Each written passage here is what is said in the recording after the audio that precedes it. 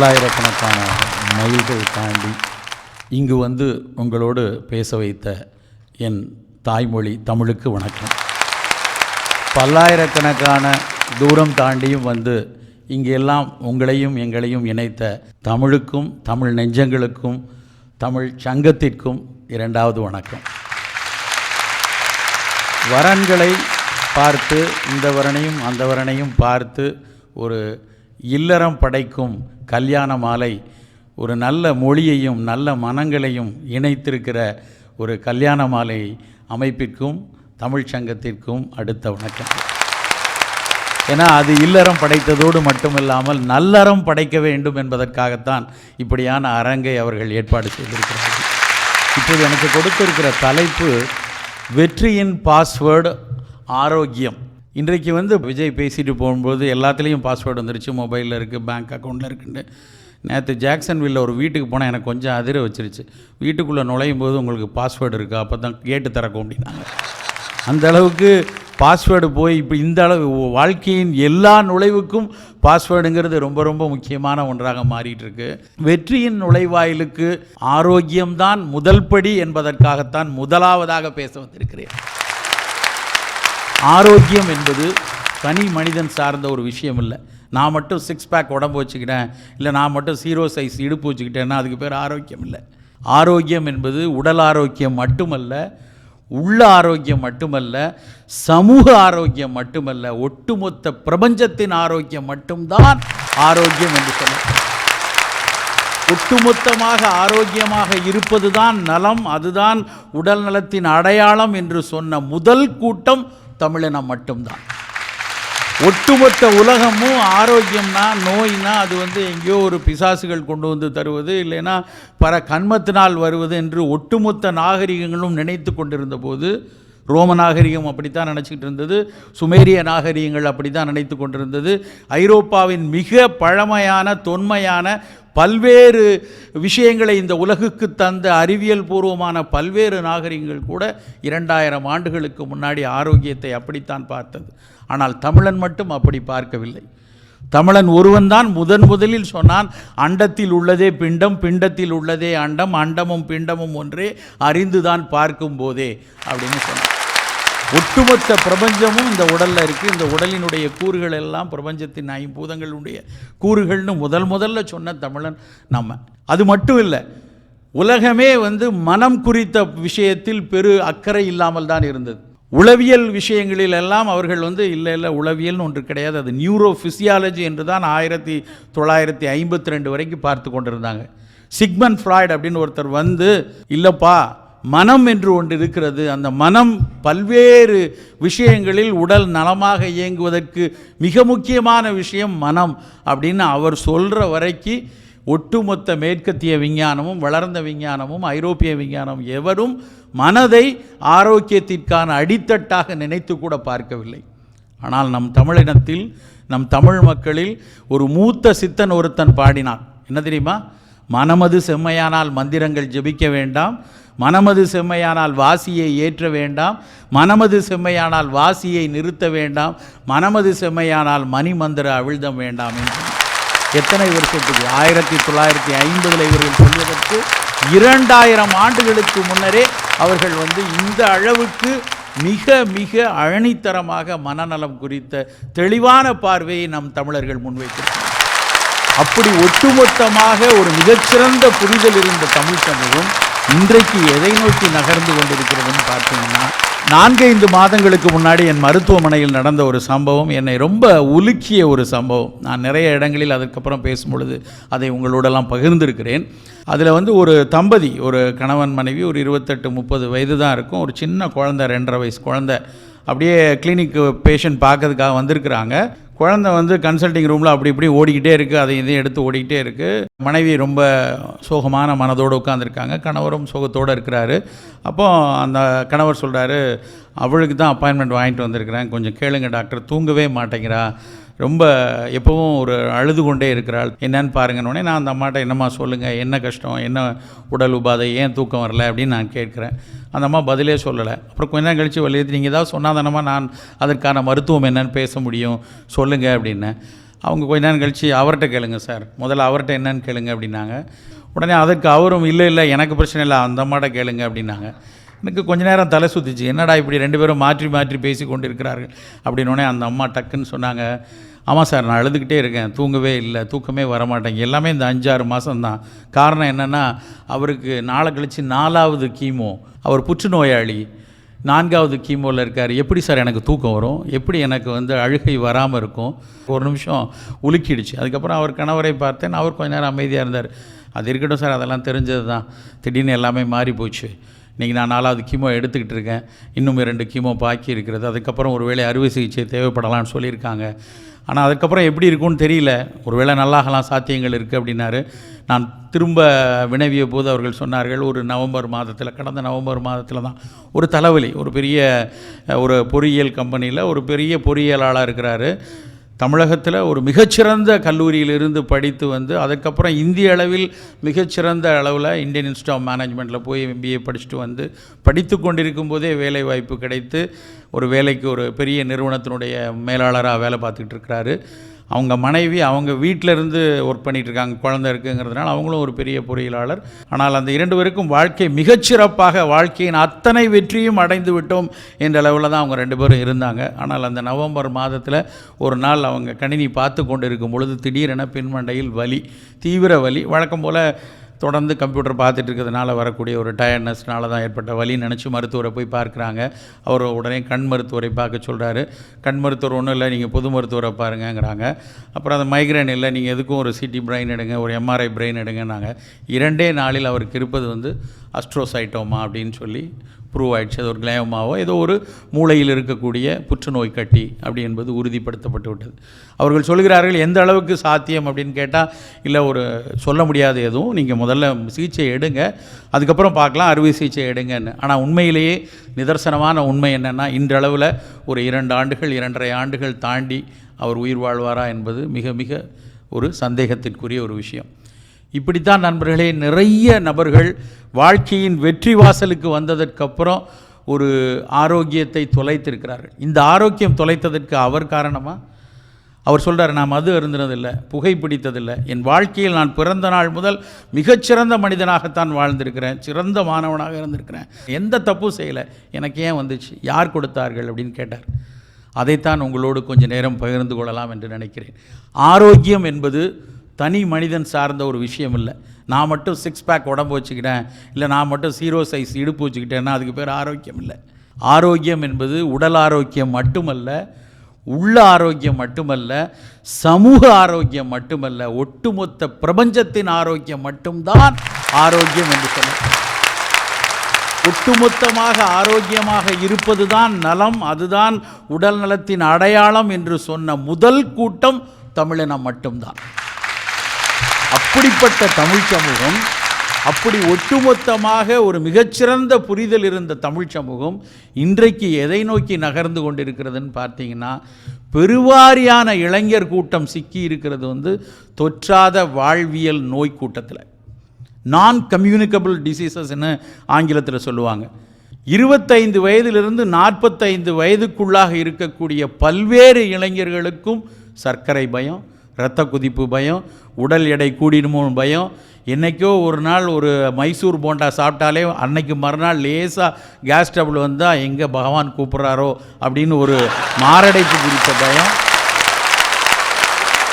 25 வயதிலிருந்து 45 வயதுக்குள்ளாக இருக்கக்கூடிய பல்வேறு இளைஞர்களுக்கும் சர்க்கரை பயம், புற்றுநோய் குறித்த பயம். உளவியல் நோய்களை பார்த்தால் 3இல் 1 நபருக்கு உளவியல் நோய்கள் இருப்பதாக இந்திய அரசாங்கம் அறிவித்திருக்கிறது. அந்த அளவுக்கு தொற்றாத வாழ்வியல் நோய் கூட்டம் மொத்தமாக நம் தமிழ் சமூகத்தை, இந்திய சமூகத்தை தொற்றிக் கொண்டிருக்கிறது. எப்படி நிகழ்ந்தது இந்த மாற்றம்? ஒரு விசாலமான நலம் குறித்த பார்வையை கொண்டிருந்த சமூகம் இன்றைக்கு இப்படி ஒரு சிக்கலில் போய் சிக்கியிருப்பதற்கான முதல் காரணம் நம் ஒட்டுமொத்த உணவு கட்டமைப்பு சீரழிந்து போயிருப்பதனால்தான். நம்மளுடைய உணவு எப்படி பயிராக்கப்பட்டு வருகிறது, எங்கிருந்து வருகிறது, எப்படி பாதுகாக்கப்பட்டு வருகிறது, எப்படியெல்லாம் மேலும் மேலும் கூடுதலாக பொருள் சேர்த்து தயாரிக்கப்பட்டு வருகிறது, எங்கிருந்து வருகிறது, எப்படி பரிமாறப்படுகிறதுங்கிற வரைக்கும் அத்தனையிலும் மிகப்பெரிய உணவு அரசியல் இருக்கிறது நண்பர்களே. உணவில் தங்கியிருக்கக்கூடிய வன்முறைகளும் உணவில் நடத்தக்கூடிய வணிக அரசியலும் கொஞ்சம் உற்று நோக்கி நாம் பார்க்க வேண்டும்.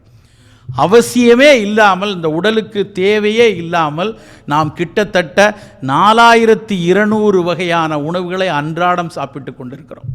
1990களுக்கு அப்புறம் இந்தியர்களுக்கு புதிதாக எத்தனை உணவுகள் வந்திருக்கிறதுன்னு பட்டியலிட்டாங்க. உணவுனா வெறும் உணவு மட்டும் இல்லை, உணவு கூறுகள் கிட்டத்தட்ட 4200 புது புது உணவு கூறுகள், மணமூட்டியாக, ரசாயனமூட்டியாக, செயற்கை சுவையூட்டியாக, பாதுகாப்பு கொடுப்பதற்காக, பக்குவப்படுத்துவதற்காக, கெட்டுப்போகாமல் இருப்பதற்காக, இப்படி பல்வேறு காரணங்களை சொல்லி கொட்டி குவித்திருக்கிறார்கள் ரசாயனங்களை ஒவ்வொரு உணவுக்குள்ளே. அந்த ரசாயனங்கள் எப்படி நம்மை பாதிக்கிறது, எப்படி நமக்கு நோயை கொடுக்கிறது என்று இதுவரைக்கும் பெரிய அளவில் ஆய்வுகள் நடக்கப்படவில்லை. ஆனால் விளைவுகள் மட்டும் எட்டி எட்டி ஆங்காங்கே பார்க்கப்படுகிறோம். அன்றைக்கெல்லாம் நமக்கு ஒரு புற்றுநோய் வந்திருக்கா, புற்றுநோய் பற்றிய செய்திகள்லாம் எங்கெங்கேயோ கேள்விப்பட்டிருப்போம். நானெல்லாம் படித்து கொண்டிருக்க காலத்தில் தமிழ் படத்தில் 2 ஹீரோயின் 1 ஹீரோ இருந்தான்னா கடைசி சீனுக்காக மட்டும்தான் புற்றுநோய் வரும். டக்குன்னு பயணங்கள் முடிவதில்லை, வாழ்வே மாயம்லாம் அப்படி பார்த்து தான் இப்படிலாம் புற்றுநோய் வருமோன்னு தெரியும். ஆனால் இன்றைக்கி எங்கே திரும்பினாலும் அத்தைக்கு, மாமனுக்கு, பக்கத்து வீட்டில் நண்பனுக்கு, எங்கே போனாலும். நேற்று நான் வந்து கொண்டிருக்கிறேன், ஜாக்சன்விலேருந்து வரும்போது ரொம்ப நாளைக்கு அப்புறம் ஒரு நண்பரை சந்திக்கிறேன். அவர்கிட்ட பேசியிருக்கேன். அவர் சொல்கிறார், என் கூட வேலை பார்த்த 4 பேர்கள் இந்த கடந்த 3 ஆண்டுகளில் புற்றுநோயால் இறந்து போயிருக்காங்க அப்படின்ட்டு. யார் இப்படி இவ்வளவு ஒரு கொடூரமான நோய்களை விதைக்கிறார்கள் பார்த்தா நாம் தான் நண்பர்களே, நாம் தான் விதைத்து கொண்டு இருக்கிறோம். நம்மளுடைய வாழ்வை முற்றிலுமாக சிதிலமடைய செய்திருக்கிறோம். மனம் பற்றி யோசித்து பார்த்தோன்னா, உடல் நலம்ங்கிறது வெறும் உணவு மட்டும் இல்லை, மனம் ரொம்ப முக்கியமான விஷயம். மனதை யோசித்து பார்த்தோன்னா ரொம்ப ரொம்ப வேதனையாக இருக்கிறது. எப்போ பார்த்தாலும் நாங்கள் அடிக்கடி சொல்லுவோம், நிறைய பேருக்கு இங்கே இருக்கவங்கள கூட நிறைய பேருக்கு தெரியும், எல்லாருக்கும் கொலஸ்ட்ரால் பயம் இருக்கும். அது உருவாக்கப்பட்ட பயம். யாரை கேட்டாலும் எனக்கு ஒரு கொலஸ்ட்ரால் ஏறிடுமோன்னு பயமாக இருக்குது. கொலஸ்ட்ரால் உண்மை என்னென்னா, இரத்த கொலஸ்ட்ரால் அதிகம் இருப்பவர்களை விட சாதாரண நிலையில் இருப்பவர்களுக்கு தான் நிறைய பேருக்கு மாரடைப்பு வருது. எப்படி வருகிறதுன்னு எடுத்து பார்த்தோன்னா, நமக்கு ஒரு சாதாரணமாக நம்ம வெளியே போகிறோம், ஒரு நாய் துரத்துதுன்னு வச்சுக்கோங்களேன். அந்த நாய் துரத்துச்சுன்னா நம்ம உடம்புக்குள்ளே ஆட்டோமேட்டிக்காக நம்மை பாதுகாப்பதற்காக கார்டிசால்கள் சுரக்கும். அந்த கார்டிசோன் சுரந்து நம்ம வேகமாக ஓட வச்சு, இல்லை நம்ம பதட்டமடைய வச்சு நம்மளை பாதுகாக்க வைக்கும். அந்த கார்டிசால் சுரப்பு உடனடியாக நம்ம ஒரு பாதுகாப்பான இடத்துக்கு போயிட்டாலோ, இல்லை நாய் கடிச்சிருச்சுன்னா அதுக்கப்புறம் டாக்டர்கிட்ட போயிட்டாலோ கண்டிப்பாக அந்த கார்டிசால் இயல்பான நிலைமைக்கு வந்துடும். அதுக்கப்புறம் நார்மலாக இருக்கும். நம்ம பிரச்சனை என்னென்னா, நம்ம எல்லாரையும் எப்போவுமே ஏதோ ஒரு நாய் துரத்திக்கிட்டே இருக்கு. ஒன்று வீட்டில் துரத்துது, இல்லைனா வேலையில் துரத்துது, இல்லைனா எங்கே போனாலும் ஒரு நாய் நமக்கு தெரியாமல் துரத்திக்கிட்டே இருக்குது. இது தெரியாமல் நம்ம கொலஸ்ட்ராலுக்கு ஒரு மாத்திரை, விட்டமின் B12க்கு ஒரு மாத்திரை, D3 குறையுதுன்னு அதுக்கு ஒரு மாத்திரை, இப்படி மாத்திரைகள்லையே போட்டு போட்டு சாப்பிட்டு நம்ம ஆரோக்கியமாக இருந்துக்கலாம்னு நினைத்து கொண்டு இருக்கிறோம். உண்மையிலேயே நம் தமிழினம் மிகச்சிறப்பான ஒரு பக்குவப்பட்ட ஒரு பெரிய உணவு கலாச்சாரத்தை நம்மக்கிட்ட கொடுத்துட்டு போயிருக்கு. மொத்தமாக தொலைத்து விட்டோம். காலை உணவு ஒன்று எடுத்துக்கொள்ளுங்க. காலை உணவுக்கு மட்டும் நம்மக்கிட்ட எவ்வளவு பக்குவங்கள் நம்மகிட்ட இருந்தது. அந்த காலத்தில் அடிசல், கும்மாயம், அப்பம், வடை நிறைய சொல்லியிருந்திருக்கிறாங்க. ஆனால் நான் அதுக்காக சங்க இலக்கிய உணவுகள் தான் இன்றைக்கி வரைக்கும் சட்னி, சாம்பார், தயிர் சாதம், பிசிபேளா பாத்துன்னு அப்படி இல்லை. நிறைய மாற்றங்கள் வந்திருக்கு. இங்கிலாந்திலிருந்து நமக்கு படையெடுத்து வந்ததுக்கப்புறம், போர்ச்சுகீசியர்கள் வந்தப்புறம், பிரெஞ்சுக்காரர்கள் வந்தப்புறம் ஒவ்வொரு கலாச்சாரத்தில் நமக்கு வந்துச்சு. நாம் மிளகு பயன்படுத்தி கொண்டிருந்தோம். மிளகை பற்றி ஒரு கவிஞன் அழகாக எழுதுவான். அதாவது இந்த மிளகுங்கிற ஒரு பொருள் $2 விலை ஏறாமல் இருந்திருந்தால், 13ஆம் 14ஆம் நூற்றாண்டில் விலை ஏறாமல் இருந்திருந்தால் 400 வருஷ அடிமை வாழ்வு நமக்கெல்லாம் இருந்திருக்காது. ஏன்னா அரபு வணிகர்கள் மிளகுக்கு $2 விலை ஏற்றுறாங்க. இந்தியாவிலிருந்து எடுத்து வரக்கூடிய பாதை அவர்களுக்கு மட்டும்தான் தெரியும். ஆனால் அவர்கள் விலையை $2 கூட்டினதுனால ஐரோப்பியத்தில் இருந்தக்கூடிய பெரிய பிரபுக்கள்லாம் போய், நான் நிறைய பணம் தரேன், இந்தியாவுக்கு வழி கண்டுபிடிச்சிட்டு வா அப்படின்னு சொல்லி மிளகுக்காக புறப்பட்ட கூட்டம் தான் நம்மை 400 வருஷங்கள் அடிமையில் வைத்திருந்தது. மிளகு ஒன்று தான் காரத்திற்கு நாம் சாப்பிட்டு வந்த ஒரு காரம் என்றால் மிளகு மட்டும்தான். காய்கறி அப்படின்னாலே காயும் மிளகும் சேர்த்து செய்யக்கூடியது தான் காய்கறி. கறின்னா மிளகுன்னு அர்த்தம். ஆனால் அந்த மிளகை தூக்கி போட்டுட்டு மிளகு போல காரமுள்ள ஒரு பொருளான மிளகாயை பயன்படுத்த ஆரம்பித்தோம். மிளகு ஆய், மிளகாய்னா மிளகு போல அப்படின்னு மிளகாய்னு அந்த மிளகாயை பயன்படுத்த ஆரம்பித்ததில் மிளகை ஓரமாக ஒதுக்கி வச்சுட்டோம். ஆனால் மிளகு ஒரு மருத்துவ குணமுடைய காரத்தன்மை உள்ள பொருள். மிளகில் இருக்கக்கூடிய பைப்பரின் பைப்பரிடின் 2 பொருட்கள் நமக்கு வந்து பல்வேறு ஒவ்வாமை நோய்கள் வராமல் நம்மை காத்து கொண்டிருந்தது. ஒவ்வொரு குழந்தைகளுக்கும் இரைப்பு நோய் வராமல் இருக்க, பீனிசு நோய் வராமல் இருக்க, இங்கே நிறைய ஐரோப்பிய மாநிலம் பார்க்குற நிறைய அட்டோபிக் டெர்மடைட்டிஸ்ங்கிற அலர்ஜி வராமல் இருக்க அந்த மிளகு ஒன்றே போதுமானதாக இருந்துச்சு. ஆனால் அதெல்லாம் தொலைச்சிட்டு இப்போ நம்ம மிளகா போடுறோம். அதை விட கொடுமை என்னென்னா, நிறைய பேர் இங்கே வந்து ஒரு பெரிய பீஸாவை வாங்கி அதுக்கு மேலே மிளகாவத்தில் தூவி சாப்பிட்றாங்க. மிளகாவத்தில் நேரடியாக புற்றுநோயை கொடுக்கக்கூடிய பொருள். ஒருவேளை கீழே உள்ளதில் எதுவும் நடக்கலைன்னா மேலே தூவுறதுனால ஏதாவது நடக்கட்டும்னு சொல்லி பேக்கெட் போட்டு கொடுக்குறானோ என்னமோ தெரியல. இன்னும் பார்க்குறேன், ஒரு நிறைய இடங்களில் பர்கரில் மேலே எள்ளை ஒட்டி வச்சுருக்கான். எதுக்குடா அந்த எள்ளுக்கும் பண்ணுக்கும் என்ன தொடர்பு? ஏன் எள்ளை ஒட்டி வச்சுருக்கான்? நான் கொஞ்ச நாள் யோசிச்சு பார்த்தேன். தேவசத்துக்கு நிறைய பச்சரிசிலாம் உருட்டி அது மேலே பழம்லாம் போட்டு வெல்லம்லாம் வச்சு அது மேலே எள்ளெல்லாம் போட்டு உருட்டி பிதாமகன் கொடுப்பாங்க இல்லையா, அந்த மாதிரி உருட்டி கொடுக்காங்களோ என்னமோ தெரியல. இதை பார்த்தாது புரிஞ்சுக்கோடா அப்படின்னு தெரிஞ்சு கொடுக்காங்களான்னு தெரியல. நம்மால் என்னன்னா, இந்த காதில் இருக்கக்கூடிய டெம்பரோமேண்டிபுலர் ஜாயிண்ட் உடையிற அளவுக்கு பொழந்து அதை சாப்பிட்றோம். சாப்பிடக்கூடியதுக்குன்னு ஒரு சுவைக்கிறதுக்குன்னு ஒரு பணி இருக்குது. நாக்கில் வந்து ஒவ்வொரு இடத்திற்கும் ஒரு சுவையை அறியக்கூடிய பங்கு இருக்குது. நான் நுனி நாக்கு என்ன பண்ணோம், உள்நாக்கு என்ன பண்ணோம், கண்ண கதுப்புகளை ஒட்டிய நாக்குப்பதிகள் எந்த சுவையை எடுக்கணும், ஒரு பெரிய அறிவியல் இருக்குது. இப்படி வாயை பொழந்தா என்ன சுவை தெரியும்னு எனக்கு தெரியல. ஆனால் அதற்கு கூட்டமாக போய் அதுக்குள்ள கண்ட கருமாந்திரத்தையும் தடவி அதில் என்ன தேய்க்கிறான், எப்படி செய்கிறான், இன்னும் உணவக்கூடிய பொருள் என்னன்னு நமக்கு தெரிஞ்சிருக்கணும். என்ன சமைக்கிறோம், எந்த பொருளை வைத்து சமைக்கிறோம், அது எப்படி தயாரித்து வந்திருக்குன்னு நமக்கு தெரியணும். அவன் போய் நேரடியாக போய் அங்கிள் அதில் 2 பிளேயர் போடுங்க, அதுக்கு மேலே 2 தடவை தடவுங்க அப்படிம்போம். தமிழில் இப்போ நாங்கள் அதுக்கு புதுசாக ஒரு வார்த்தை வச்சுருக்கோம், சோ சே சூ அப்படிம்போம். சொந்த செலவில் சூனியம் வைக்கிறது. நண்பர்களே, ஒரு விஷயம் தெரிந்து கொள்ளுங்கள், நம்மளுடைய தமிழ் உணவுகள் மட்டும்தான் சுவையோடு சேர்ந்து மருத்துவ குணத்தை கொடுக்கக்கூடிய உணவு. உலகத்தில் 6 சுவையுள்ள உணவை சாப்பிட்டு நம்ம உடலை ஆரோக்கியமாக வைத்து கொள்ள வேண்டும் என்று சொன்ன ஒரே இனம் தமிழினம் மட்டும்தான். ஒவ்வொரு சுவைக்கும், இனிப்பு சுவை சாப்பிட்டா கபத்தை வளர்க்கும், உவர்ப்பு சுவை சாப்பிட்டா நீரை உள்ளே கொண்டு போகும், கசப்பு சுவை பித்தத்தை தணிக்கும், காரச்சுவை பசியை உண்டாக்கும், துவர்ப்பு சுவை இரத்தப்போக்கை குறைக்கணும். ஒவ்வொரு சுவைக்கும் ஒரு மருத்துவ குணத்தை நம்ம கூறியிருக்கோம். ஒரு இலையில் பரிமாறுகிறார்கள்னா ஒரு கூட்டு எப்படி இருக்கணும், பொரியல் எப்படி இருக்கணும், வற்றல் எப்படி இருக்கணும், வடகம் எப்படி இருக்கணும், ஒவ்வொன்றுக்கு பின்னாடியும் அறிவியல் இருக்கிறது. இங்கே எல்லாரும் சில பேர் வந்து வெள்ளை பூசணிக்காவை பொறிச்சு எடுக்கிறாங்க. நண்பர்களே, ஒரு விஷயம் தெரிந்து கொள்ளுங்கள், நீர்க்காய்கறிகளை கூட்டாகத்தான் செய்ய வேண்டும். வாழையை வந்து துவட்டித்தான் நம்ம எடுத்து சாப்பிடணும். காய்கறிகளை எல்லாம் புளியில் கரைச்சி ஏன் செய்கிறோம் அப்படின்னு பார்த்தீங்கன்னா, இப்பொழுது கண்டுபிடிச்சிருக்காங்க. நேஷனல் இன்ஸ்டியூட் ஆஃப் நியூட்ரிஷன் சொல்லி ஹைதராபாத்தில் இருக்குது. அவர்கள் கண்டுபிடித்திருக்கிறார்கள், புளி கரைசலில் தான் காய்கறிகளினுடைய சத்துக்கள் குறைவுபடாமல் இருக்கிறதுன்னு கண்டுபிடிச்சிருக்காங்க. அந்த அறிவியல் என்ன நம்ம பாட்டி தாத்தாவுக்கு தெரியுமா, அப்பத்தா அம்மாய்க்கெலாம் தெரியுமா? ஆனால் அவர்களுக்கு தெரிந்தது அறம். இந்த இனம், இந்த மக்கள் நல்ல ஒரு ஆரோக்கியமான வாழ்க்கை வாழணும், எந்த விதத்திலும் உணவுப் பொருளினுடைய சத்துக்கள் குறைந்து விடக்கூடாது, சுவை கருதி சேர்க்கக்கூடிய ஒவ்வொரு விஷயங்களினாலும் எவ்வித ஆபத்தும் வரக்கூடாதுன்னு ஒவ்வொரு விஷயத்தையும் பக்குவப்படுத்தி நம் இனம் கொடுத்திருக்கிறது. உலகத்திலேயே தாளிக்கிறது நம்ம மட்டும்தான் தெரியுமா? உலக நாடுகள் எல்லா இடத்துலையும் எல்லா உணவுகளையும் எடுத்து பார்த்தாகிவிட்டது. எங்கேயுமே தாளிக்கிறது கிடையாது. எப்படி வந்துச்சு இந்த தாளிப்பு? இங்கெல்லாம் சீசனிங் பண்ணுறாங்க. கடைசியாக ஃப்ரூட்ஸ் எல்லாம் சாலட் பண்ணி மேலே ஆலிவ் ஆயில் அப்படி ஊற்றி விடுவாங்க, அது சீசனிங். அது மாதிரி ஒவ்வொரு இனக்குழுக்களையும் ஒவ்வொரு உணவுகளுக்கு மேலாக கடைசியாக சில பொருட்களை வந்து தூவி விடக்கூடிய தன்மை இருக்கிறது. ஆனால் தாளிக்கிறக்கூடிய குணம் நம்மிடம் மட்டும்தான் இருக்கிறது. எப்படி வந்துச்சு இந்த தாளிக்கிறது? திரிதோட சமப்பொருட்கள் அப்படின்னு சொல்லி சில பொருட்களை பட்டியலிட்டு சமையல் பண்ணி முடித்ததுக்கப்புறம் அந்த திரிதோட சம பொருட்களை அஞ்சரப்பட்டியிலிருந்து எடுத்து கடைசியாக புலால் செய்தால் அதுக்கு மேலே பெருங்காயம் போடணும், இனிப்பு உணவு செய்தால் அதில் ஏலக்காய் போடணும். நீங்களாம் பார்த்துருப்பீங்க, பாயாசத்தில் எதுக்கு ஏலக்காய் இருக்குது, லட்டில் எதுக்கு ஏலக்காய் வச்சாங்க? வெறும் மனத்திற்காகவா? அந்த ஏலக்காய் நம்மளுடைய கபத்தை, இனிப்பு வந்து கபத்தை வளர்க்கும், சளியை உண்டாக்கும். அந்த சளியை உண்டாக்கக்கூடாது. இந்த பாயாசம் சாப்பிட்றவன், இந்த லட்டு சாப்பிட்றவனுக்கு சளி வரக்கூடாது என்பதற்காக அவர்கள் வந்து ஏலக்காவை சேர்த்தாங்க. இப்படித்தான் சுக்கை சேர்த்தாங்க, பெருங்காயத்தை சேர்த்தாங்க, வெந்தயத்தை சேர்த்தாங்க.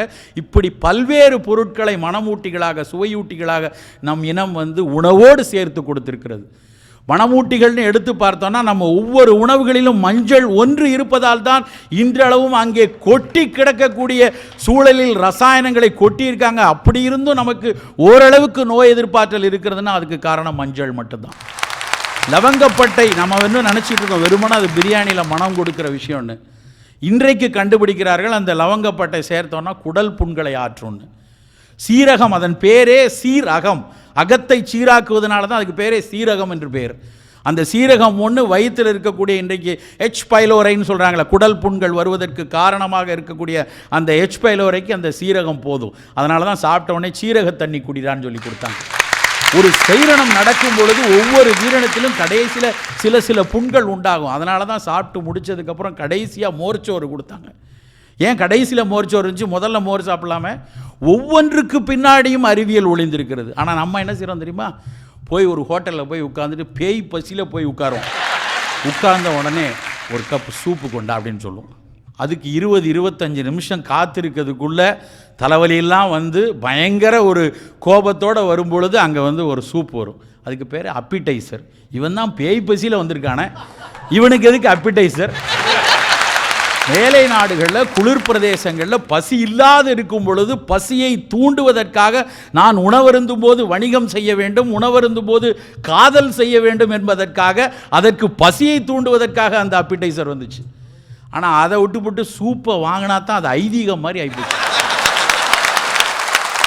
பழங்கள் முதலில் சாப்பிட வேண்டிய உணவு, கடைசியில் டெசர்ட்னு பழங்கள். நம்மளுடைய வேத காலத்திலிருந்து சரி, இன்றைய மேற்கத்திய அறிவியலும் சரி, வலியுறுத்தி சொல்வது முதல் உணவாக பழங்களை தேர்ந்தெடுத்து சாப்பிடுங்கள் சொல்லி. காலையில் பல் துலக்கியவுடன் முதலில் சாப்பிட வேண்டியது பழங்கள், அடுத்து ஆவியில் வெந்த உணவுகள். பழங்களும் ஆவியில் வெந்த உணவுகளும் தான் 2000 ஆண்டுகளுக்கு முன்னாடி எழுதி வச்சுருக்காங்க. இன்றைய ஃபுட் அண்ட் அக்ரிகல்ச்சர் ஆர்கனைசேஷனும் அதைத்தான் சொல்லுது. காலையில் பிரேக்ஃபாஸ்ட்டு ஃப்ரூட்டாவோ ஸ்டீம் பாயில்டு ஃபுட்டாவோ சாப்பிடுங்கன்னு சொல்லி. உலகத்தினுடைய அத்தனை உணவுகளையும் ஆய்ந்து பார்த்து காலையில் மிகச்சிறந்த உணவு என இட்லிக்குத்தான் அவர்கள் சர்டிஃபிகேட் கொடுத்துருக்காங்க.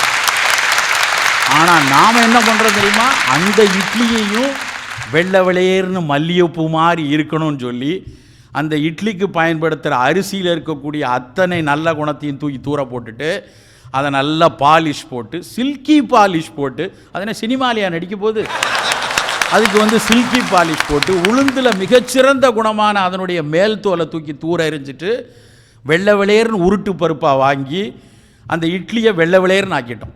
நண்பர்களே, இட்லி வேணும்னா திணை அரிசியில் இட்லி சாப்பிடுங்க. கருப்பு உளுந்தையும் புழுங்கல் அரிசியிலையும் சேர்ந்த ப்ரௌன் கலரில் உள்ள இட்லியை சாப்பிடுங்க. ஒவ்வொரு உணவுகளுக்கு பின்னாடியும் அத்தனை மருத்துவ சூட்சுமங்கள் நம்மளுடைய பாரம்பரியத்தில் கொட்டி கிடக்கிறது.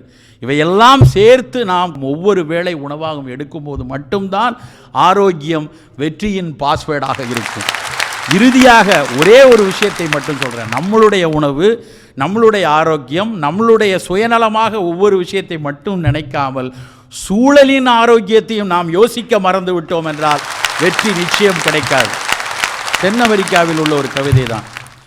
கடைசி மீனும் ஆற்றிலிருந்து பிடிக்கப்பட்ட பின், கடைசி காற்றும் மாசடைந்த பின், காட்டின் கடைசி மரமும் வெட்டுப்பட்ட பின்னர் தான் தெரியும் மனிதனுக்கு பணத்தை சாப்பிட முடியாது என்று. வெற்றியின் பாஸ்வேர்டாக உங்களுக்கு ஆரோக்கியம் இருக்கட்டும். நன்றி, வணக்கம். வெற்றியின் password very good food style தான். அதனால் நம்ம இப்போ இனிமேல் இந்த சில்லி ஃப்ளேக்ஸ் எப்படி யூஸ் பண்ண போகிறோம், அடுத்த ரைஸ் பேட்டிஸ் அப்படின்வோம், இல்லாட்டி பேன் கேக்ஸ்னு சொல்கிறோம். நம்ம இட்லியை ஒழுங்காக எப்போ சாப்பிட போகிறோம், அண்டு இவர் கொடுக்குற பாஸ்வேர்டை நம்ம யூஸ் பண்ணிட்டு will go to the next level. Metroplex Tamil Sangam தலைவி திருமதி கீதா அருணாச்சலம். இவர் புகழ்பெற்ற பட தயாரிப்பாளர் திரு பஞ்சு அருணாச்சலத்தின் புதல்வி. அது தவிர இவரோட கணவர் கவிஞர் கண்ணதாசனோட பேரன்.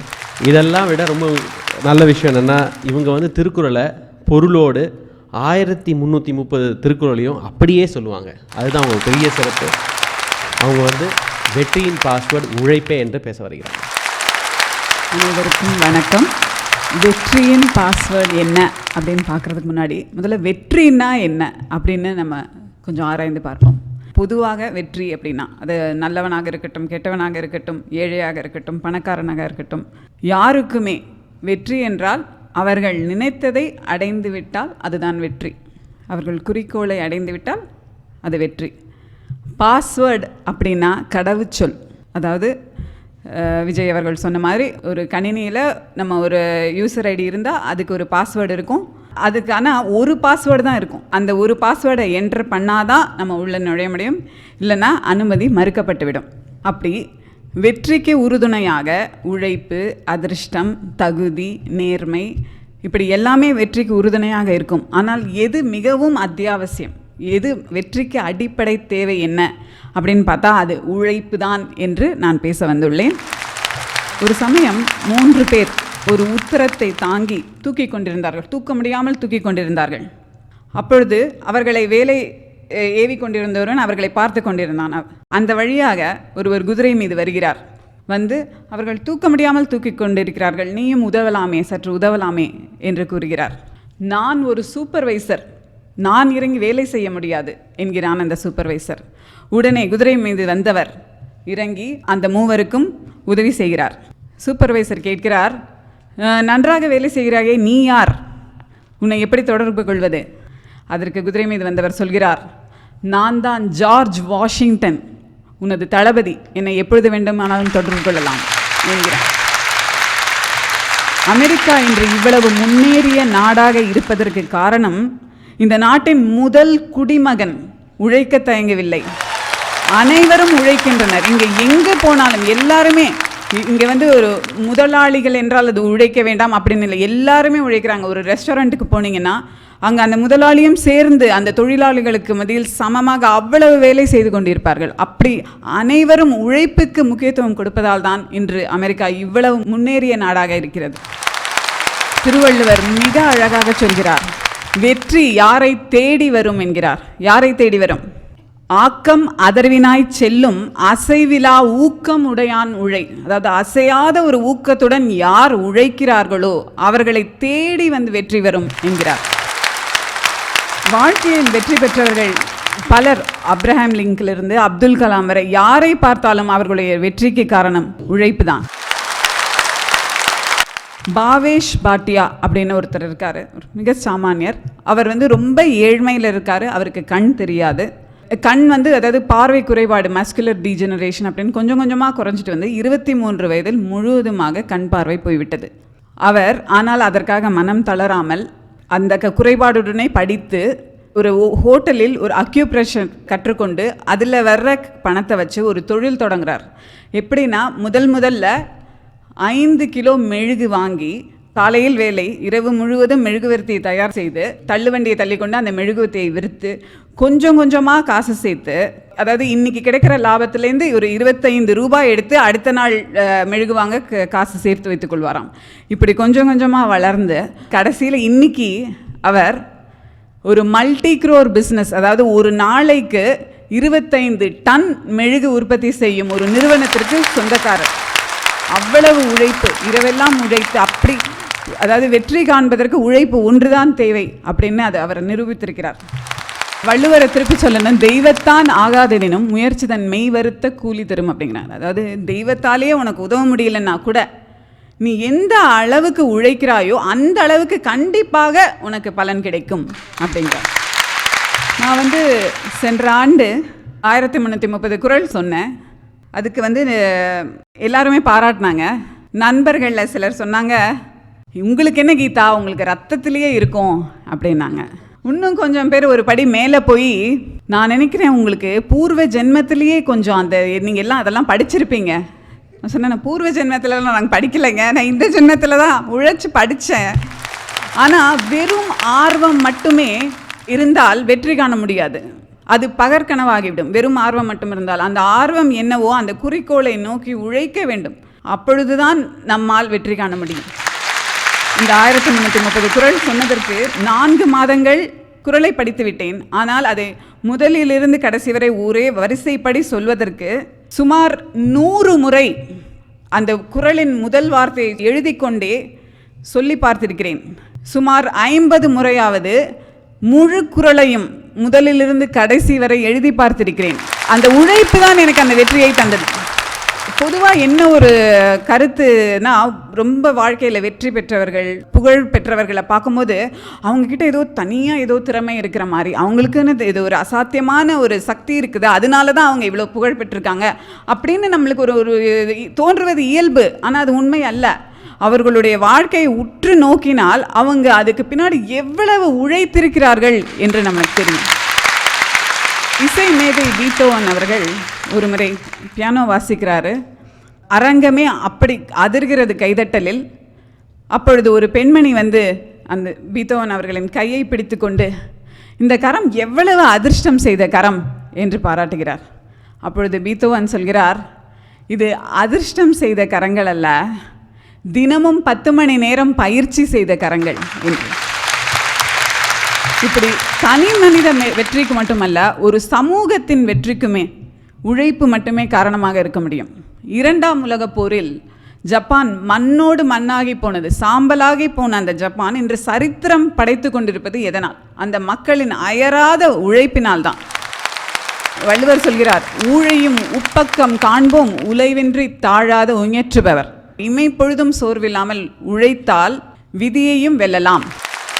இன்னைக்கு எம்டிஎஸ்ல இவ்வளவு நிகழ்ச்சிகள் சிறப்பாக நடந்துட்டு இருக்கு. அப்படி அதுக்கு என்ன காரணம்னா, எந்த எதிர்பார்ப்பும் இன்றி அத்தனை தன்னார்வ தொண்டர்கள் உழைத்து கொண்டிருக்கிறார்கள். இந்த அயராத உழைப்பு மட்டுமே உலகிற்கு உங்களை அடையாளம் காட்டும். மனித குலத்தையே வளமாக்கக்கூடிய ஒரே வழி உழைப்பு மட்டுமே.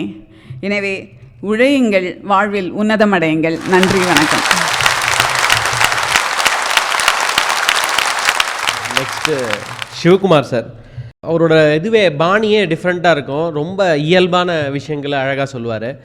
அவர் வந்து ஒரு வெற்றியோட பாஸ்வேர்டு வந்து தகுதி தான். ஏன்னா ஒரு வெற்றி கிடைக்கணும்னா முதல்ல உங்களுக்கு தகுதி இருக்கணும். அந்த தகுதி இருந்தால் தான் வெற்றி கிடைக்கும் அப்படின்றத அழகாக சொல்ல வர்றார். டேலஸ் தமிழ் சங்கத்தினுடைய பல்வேறு பொறுப்பில் இருக்கும் நண்பர்களே, சகோதரிகளே, வணக்கத்திற்கும் மரியாதைக்கும் உரிய திரு மோகன் அவர்களே, திருமதி மீரா நாகராஜன் அவர்களே, மேடையில் அமர்ந்திருக்கிற பேச்சாளர்களே, இங்கே லட்சக்கணக்கில் கூடியிருக்கிற அருமை தமிழ் பெருமக்களே, நான் விளையாட்டுக்காக சொல்லவில்லை. என்னை பொறுத்த வரைக்கும் கடல் தாண்டி வந்த பின்னாலும் கன்னி தமிழை மறக்காத ஒவ்வொரு தமிழனும் தமிழச்சியும் 1000 பேருக்கு சமம் என்பதால் லட்சக்கணக்கில் உங்களை பார்க்கிறேன். பொதுவாக ஏதாவது ஒரு நிகழ்ச்சி சரியாக நடக்கலை அப்படின்னா அவ்வளவுதான்ப்பா, கோவிந்தா கோவிந்தா அப்படிம்பாங்க. ஆனால் அமெரிக்க தமிழ் சங்கங்களை பொறுத்த வரைக்கும் ஒரு நிகழ்ச்சி நன்றாக நடக்க வேண்டும் என்றால் கோவிந்தா என்றால் போதும், நீதியை அவர் பார்த்து கொள்வார். வெகு அழகாக எனக்கு முன்னால் எல்லோரும் பேசியிருக்கிறார்கள். அதாவது இப்படி சொல்கிறேனே, ஆரோக்கியமான சிந்தனைகளை உழைத்து முயற்சி செய்து அதை நேர்மையாகவும் புதுமையாகவும் வழங்குகிற அரங்கம் இந்த பேச்சரங்கம். ஆனால் இப்படியெல்லாம் இதை சொல்லுவதற்கு ஒரு தகுதி இருக்க வேண்டும். அந்த தகுதி இருப்பதனால்தான் இவர்கள் மேடையிலே அமர்ந்திருக்கிறார். வெற்றி பெறுவதற்கு மட்டுமல்ல, வெற்றியை பற்றி பேசுவதற்கு கூட ஒரு தகுதி இருக்க வேண்டும். நீங்கள் நம்ம டாக்டர் பாரம்பரிய உணவுகளை பற்றிலாம் சொல்கிறப்போ நம்ம அப்படியே மெய் மறந்து சிலிர்த்து போய் கேட்டுக்கிட்டு இருக்கிறோம். என்ன காரணம்? அதை சொல்கிறதுக்கான தகுதி அவருக்கு இருக்குது. 5 நாளாக அவரோட தான் இருந்துக்கிட்டு இருக்கேன். எது சாப்பிட்றதா இருந்தாலும் இது சாப்பிட்லாமா டாக்டர்னு கேட்டுட்டு தான் சாப்பிட்றேன். டாக்டர் பிஸா சாப்பிட்லாமான்னு அல்சர் வந்துருன்றாரு. டாக்டர் நூடுல்ஸ் சாப்பிட்லாமான்னு கேன்சர் வந்துருன்றாரு. டாக்டர் பர்கர் சாப்பிடுவான்னு பல்வலி வந்துருன்றாரு. ஆனால் அவர் மட்டும் எல்லாத்தையும் சாப்பிட்டுக்கிட்டு இருக்கிறாரு. என்ன டாக்டர் இதுன்னு? ஆமா, இதெல்லாம் நான் சாப்பிட்டு பார்த்தா தானே எதெல்லாம் கூடாதுன்னு உங்களுக்கு சொல்ல முடியுன்றார். இன்னும் ஒரு வில்லத்தனம்பாங்களே, அந்த மாதிரி கடவுள்கிட்ட போய் ஒருத்தர் கேட்டார், நான் என்ன தொழில் பண்ணாலும் நஷ்டமாக தான் வந்துட்டுருக்கு, லாபமே வரமாட்டேங்குது, நானும் கடுமையாக உழைக்கிறேன். கடவுள் சொன்னார், அது காரணம் நீ போன ஜென்மத்தில் சோம்பேறியாக இருந்தப்பா, அதுக்கான தண்டனை தான் இப்போ உனக்கு லாபம் கிடைக்கல அப்படின்னார். அதுக்கு இவன் ஒன்று, போன ஜென்மத்தில் சோம்பேறியாக இருந்ததுக்கு இப்போ தண்டனை கொடுக்குறியே, ஓன் சோம்பேறித்தனத்துக்கு என்ன தண்டனை கொடுக்கறதுன்னா கடவுள் சொன்னார், இந்த வாய் இருக்குல்ல, அடுத்த ஜென்மத்தில் நீ ஒரு தமிழ் பேச்சாளராக தான் பிறப்பான்னார். பெருமக்களே, கடவுள் அப்படி சொன்னது சாபம் அல்ல, வரம் என்று நான் நினைக்கிறேன். அந்த வரம் கிடைத்த காரணத்தினால்தான் கடல் தாண்டி வந்து உங்களை காணுகிற பெருவாய்ப்பு எங்களுக்கு கல்யாண மாலை மூலம் கிடைத்திருக்கிறது. ரொம்ப அருமையாக எல்லாருமே பேசியிருக்கிறாங்க. இப்பொழுது தகுதி என்று பேச வேண்டியது என்னுடைய பொறுப்பு. தகுதி பற்றி பேச உனக்கு என்ன தகுதி இருக்கிறதுலாம் கேட்கப்படாது. மீரா மேடம் கொடுத்ததுனால நான் பேசுகிறேன், அவ்வளவுதான். இல்லை, இப்படி யோசிச்சு பாருங்க, எந்த ஒரு விஷயத்திலேயும் அதை சீரும் சிறப்புமாக செய்து இறுதியில் வெற்றி பெற வேண்டும் என்றால் யூ ஷுட் டிசர்வ் தட். டிசர்விங்னு ஆங்கிலத்தில் சொல்லுவாங்க. நான் இப்படி சொல்றேனே, எந்த ஒரு மனுஷனுக்குமே 2 லைஃப் உண்டு. ஒன்று ஃபேமிலி லைஃப், இன்னொன்று ப்ரொஃபஷனல் லைஃப். லைஃப் 2 இருந்தால் தப்பு இல்லை. பரவாயில்ல, அழகா ஃபில் அப் த பிளாங்க்ஸ் பண்றாங்க. Very good.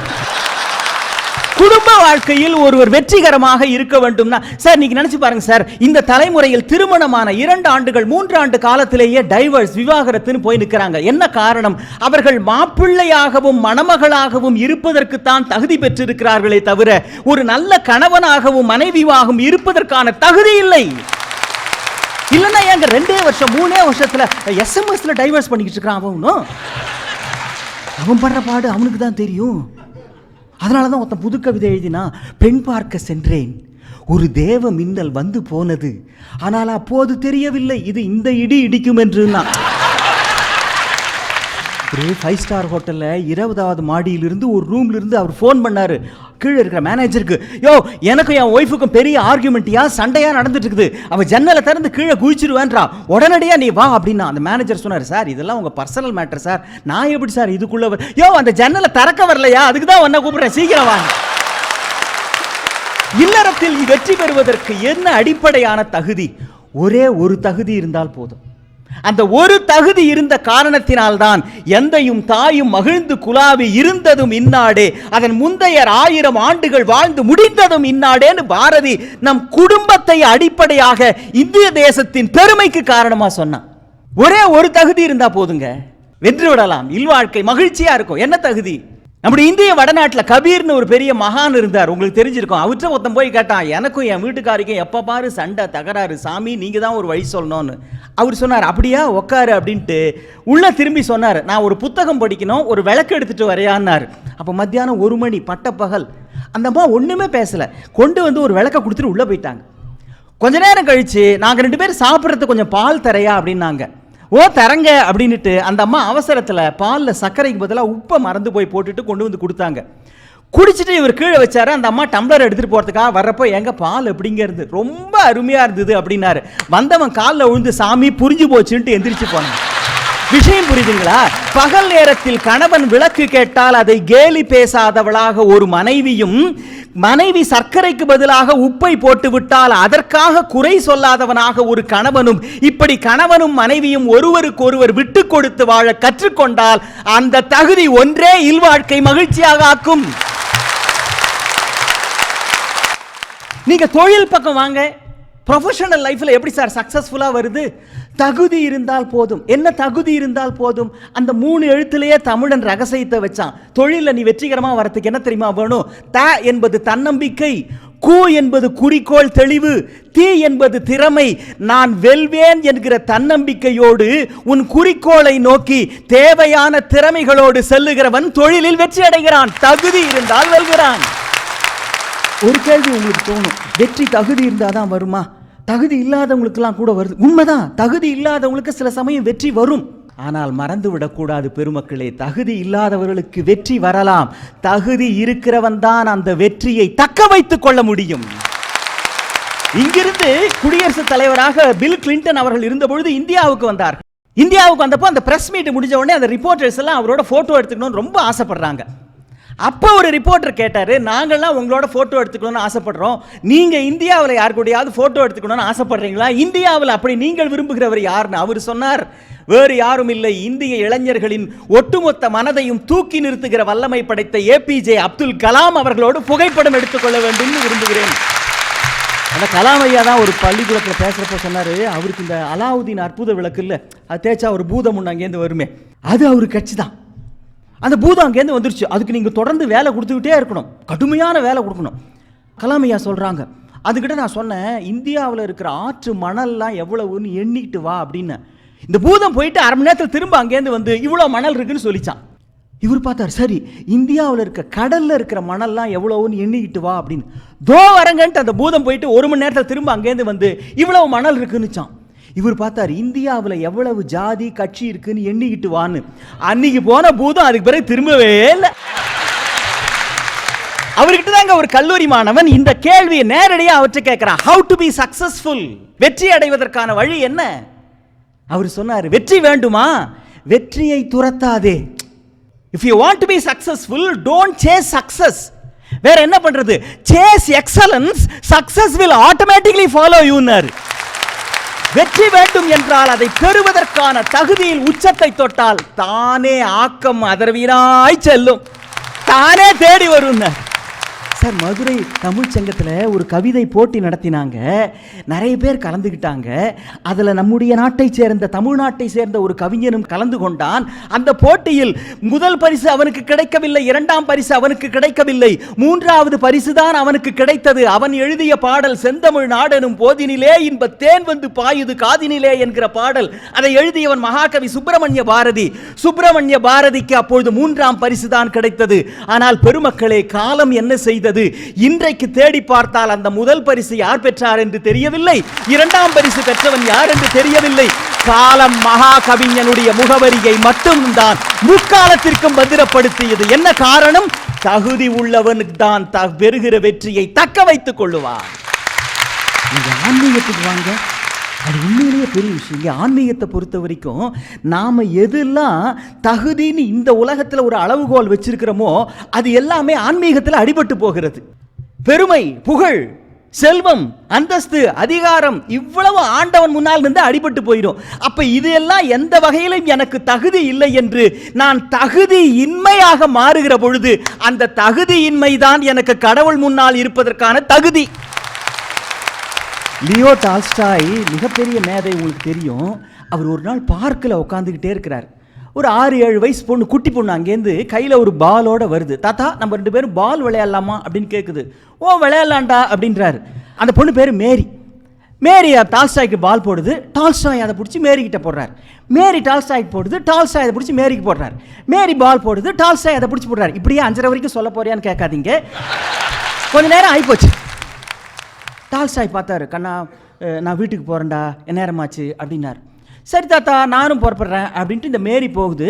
கொஞ்சம் தூரம் போனவுடனே இவர், மேரி இங்கே வா, இங்கே வா, இங்கே வா அப்படின்னார். என்னன்னு, நான் யாருன்னு உனக்கு தெரியுமான்னார். தெரியாதேன்னார். சரி, இன்னைக்கு நீ வீட்டுக்கு போன உடனே உங்கள் அம்மா கிட்டக்க நான் லியோ டால்ஸ்டாய் கூட பால் விளையாடினேன்னு சொல்லு, அவங்க ரொம்ப சந்தோஷப்படுவாங்க அப்படின்னார். அதுக்கு மேரி உன்னை திரும்பி பார்த்து சொல்லிச்சு, சரி நீங்களும் வீட்டுக்கு போன உடனே உங்க அம்மா கிட்டக்க நான் இன்னைக்கு மேரியோட பால் விளையாடினேன்னு சொல்லுங்க, அவங்க சந்தோஷப்படுவாங்க. டால்ஸ்டாய் எழுதுகிறார், ஒட்டுமொத்த உலகத்தின் மெய்ஞானமும் அந்த பிஞ்சு உதடுகள் மூலமாக எனக்கு கிடைத்தன. நம்முடைய பார்வையில் தான் டால்ஸ்டாய் மிகப்பெரிய தத்துவ ஞானி, உலக புகழ்பெற்ற அறிஞன். மேரி சாதாரணமான குழந்தை. அந்த மகா சக்தியின் முன்பு மேரியும் ஒன்றுதான், டால்ஸ்டாயும் ஒன்றுதான், குப்பையும் ஒன்றுதான், கோபுரமும் ஒன்றுதான். பரம்பொருளினுடைய உயரத்தில் இருந்து பார்க்கிற பொழுது நான் ஒன்றுமே இல்லை என்கின்ற உணர்வு தான் அவனுடைய முழுமையான பேர் அனுபவத்தை பெறுவதற்கான அடிப்படை தகுதி. இப்படி குடும்பத்தில், தொழிலில், ஆன்மீகத்தில் வெற்றி பெற வேண்டும் என்றால் தகுதி உள்ளவர்கள் மட்டும்தான் அதை பெறுகிறார்கள். இந்த சிந்தனையை இந்த அமெரிக்காவில் இந்த மாதம் வந்து உங்களோடு பகிர்ந்து கொள்வதில் உண்மையிலேயே எனக்கு பெருமிதமாக இருக்கிறது. காரணம், அமெரிக்க நாடு வழங்குகிற உயரிய விருதுகளில் ஒன்றாகிய புலிட்சர் அவார்டு என்பதை பழனி குமணன் என்கிற ஒரு பச்சை தமிழன் வென்றிருக்கிற இந்த நேரத்தில் வெற்றி பற்றி பேசுவதில் எனக்கும் மகிழ்ச்சி. நன்றி, வணக்கம். நெக்ஸ்ட் திரு ராஜாமணி. தமிழ் பற்று மிக்கவர். டல்லஸ் மேடைகளிலும் ரேடியோவரிலும் அவரோட தமிழ் நல்லா நிறைய இடத்துல பாஞ்சுன்னு வருது. வெற்றியின் பாஸ்வேர்ட் நேர்மை என்று கூற வருகிறார். நாங்கள் அமெரிக்கா வந்த புதுசில் அப்பார்ட்மெண்ட்டில் தங்கியிருப்போம். ஒரு அப்பார்ட்மெண்ட்லேருந்து இன்னொரு அப்பார்ட்மெண்ட்டுக்கு லீஸ் முடிஞ்சு மூவ் பண்ணி போகும்போது அங்கே சமையலறை எப்படி இருக்குது, குளியலறை எப்படி இருக்குன்னு பார்க்குறதுக்கு முன்னாடி தெற்கு பார்த்து ஒரு பால்கனி இருக்கான்னு முதல்ல பார்ப்போம். இது ஒரு வாஸ்து சம்மந்தப்பட்ட விஷயமா நீங்கள் நினைக்கலாம். வாஸ்து சிக்னல் பற்றி கிடையாது. தென்மேற்கு தென்கிழக்கு பக்கம் பார்த்து டிஷ்ஷை வச்சா தான் உள்ள சன் டிவி சிக்னல் கிடைக்கும். அந்த சன் தொலைக்காட்சி நிகழ்ச்சி ஒன்றில் பங்கு பெறுவதில் எனக்கு மிக்க மகிழ்ச்சி. அந்த நிகழ்வு சிறந்த பேச்சாளர்களோடு மிகச்சிறந்த கல்யாண மாலை நிகழ்ச்சியின் மூலம் அமைய பெற்றதில் எனக்கு இரட்டிப்பு மகிழ்ச்சி. இன்னைக்கு பேச்சரங்கத்திற்கு வைத்திருக்கிற தலைப்பு வெற்றியின் பாஸ்வேர்ட் புதுமையா, உழைப்பா, தகுதியா, ஆரோக்கியமா, அதிர்ஷ்டமா, நேர்மையா என்பது. இது கல்யாண மாலை நிகழ்ச்சியை வச்சே நம்ம இதுக்கு ஒரு பதிலை கண்டுபிடிச்சிடலாம். வீடு வீடாக போய் வரன் பார்த்துக்கிட்டு இருந்த சமயத்தில் 2 நிமிஷத்தில் டிவியில் காட்டி 2 கோடி மக்களை பார்க்க வச்சு ஒரு புதுமை படைச்சாங்க. அந்த புதுமை படைச்சதுனால என்னென்னா, இந்த சொஜ்ஜி பஜ்ஜிக்கான டிமாண்ட் கொஞ்சம் குறைஞ்சு போனது உண்மைதான். அது ஆரம்பித்ததோடு அப்படியே விட்டுறாம ராப்பகலாக உழைச்சி அதில் நிறைய புதுமைகளையும் திறமைகளையும் தகுதியையும் வளர்த்துக்கிட்டு அந்த நிகழ்ச்சியில் பங்கு பெறுறவர்களுக்கு வாழ்க்கையிலும் வீட்டிலும் அதிர்ஷ்ட கதவை திறந்து வைத்த இந்த கல்யாண மாலை நிகழ்ச்சியின் வெற்றிக்கு முக்கிய காரணம், அடிப்படை காரணம் அவர்களது நேர்மை. இன்னைக்கு மோகன் சார் இங்கே பேசும்போதே உங்களுக்கு அதுக்கான ஆன்சர் கண்டிப்பாக கிடைச்சிருக்கும். அந்த நேர்மை காரணமாக மக்கள் இந்த நிகழ்ச்சியின் மீது வைத்திருக்கும் நம்பிக்கை, அதுதான் வெற்றியின் முக்கிய பாஸ்வேர்ட். இப்போது நேர்மை என்பது எது என்று பார்ப்பதற்கு முன்னாடி வெற்றி என்பது எது என்று பார்ப்போம். உத்தியோகத்தில் உயர் பதவி, விசாலமான வீடுகள் சில, விலை உயர்ந்த வண்டிகள் பல, பெரிய வங்கிகளில் பெரும் தொகை இருப்பு, இவை எல்லாமே இன்னைக்கு பலதரப்பு மக்களால் இதுதான் வெற்றியின் அறிகுறிகளாக பார்க்கப்படுகிறது. இந்த மாதிரி ஒரு வார்த்தையை தவறாக புரிஞ்சுக்கும் போது வாழ்க்கையும் தவறாகி விடும். ஒரு உதாரணத்தோட சொல்லணும்னா, ஒரு வீட்டில் ஒரு அம்மா தோசை சுட்டுக்கிட்டு இருந்தாங்க. பொண்ணு பக்கத்தில் அந்த மேடையில் உட்காந்து தோசை சாப்பிட்டுக்கிட்டு இருந்தா. அந்த பொண்ணு சாப்பிட்டுக்கிட்டே அவங்க அம்மாட்ட கேட்டால், என்னம்மா உங்களுக்கு இப்போ ஒரு 4-5 வெள்ளை முடி இருக்குது தலையில் அப்படின்னு. உடனே அம்மா சொன்னாங்க, ஒன்றும் இல்லடா செல்லம், நீ ஒவ்வொரு தடவையும் ஒரு தப்பு பண்ணும்போது அம்மா கஷ்டப்படுவேன், அதில் எனக்கு ஒரு வெள்ளை முடி வந்துடும்னு. பொண்ணு சாப்பிட்டுக்கிட்டே சொன்னா, பாவம் பாட்டிக்கு எவ்வளோ வெள்ளை முடி இருக்குது. இன்றைக்கி நம்ம என்ன பண்ணுறோன்னா, நம்மளுடைய அடுத்த தலைமுறையினருக்கு நாம் அவங்களுடைய இலக்கை செட் பண்ணி கொடுத்துட்றோம். ஒரு டாக்டர், ஒரு என்ஜினியர், ஒரு சயின்டிஸ்ட், ஒரு ஹார்வர்டில் ஒரு லா. நிறைய பேர் இந்த காலகட்டத்தில் அப்படி இல்லைன்னு வாதாடலாம், ஆனால் இன்றைக்கும் அதுதான் உண்மை. நாம் என்ன பண்ணுறோன்னா, இந்த குழந்தைகளுடைய ஆசைகளை ஒரு மூலையில் போட்டுவிட்டு, நமது ஆசைகளை முளைக்கு முன்னரே அவனது மூளையில் போட்டுவிட்டு, அவன் பயணிப்பதற்காக ஒரு சாலையையும் போட்டு கொடுத்து விட்டு, இந்த சாலையில் பயணித்து நீ அந்த இலக்கை அடைவதுதான் வெற்றி என்று அவனுக்கு ஒரு மாயையை உருவாக்கி விடுகிறோம். அவன் அந்த மாயையை வச்சுக்கிட்டு அந்த சாலையில் அவன் டிராவல் பண்ணும்போது அதில் நடக்கிற சுவாரஸ்யங்களையும் சந்தோஷங்களையும் மொத்தமாக இழந்துடுறான். அந்த இடத்த அடைஞ்சாதான் வெற்றி அப்படின்னு நினச்சிட்டு இருக்கான். இப்போ சமீப கால ஆராய்ச்சிப்படி பார்த்தா 30% நோய் தான் உடல் சார்ந்த நோய்கள், 70% நோய் மனம் சார்ந்த நோய்கள். அழகான அமைதியான வாழ்க்கையை தவறாக புரிந்து கொண்டு சந்தோஷ காற்றை தடுக்கும் சுவராக நாமே மாறிவிடுகிறோம் என்பதுதான் உண்மை. ஒரு உண்மை சம்பவத்தை உங்களுக்கு சொல்கிறேன். கனடாவில் நடந்த ஒரு உண்மை சம்பவம். அங்கே ஒரு ஓட்டப்பந்தய வீரர் இருக்கார்.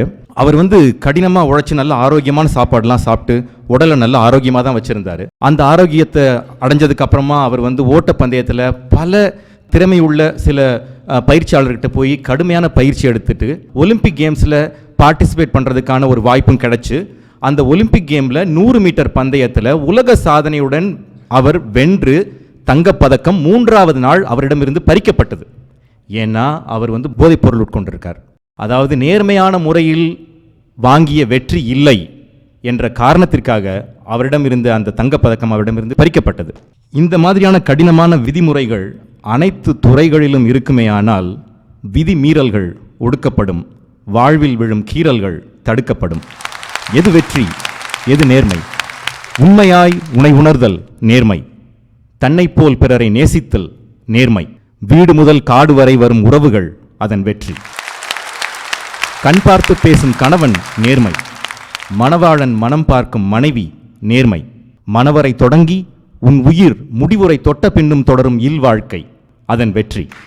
கடமை தவறா வாழ்க்கை நேர்மை, கடமை தவறுவதற்காக நீளா கை நேர்மை, உன்மதி சொல்லும் இவ்வுண்மையை கேட்டால் கிடைத்திடும் நிம்மதி அதன் வெற்றி.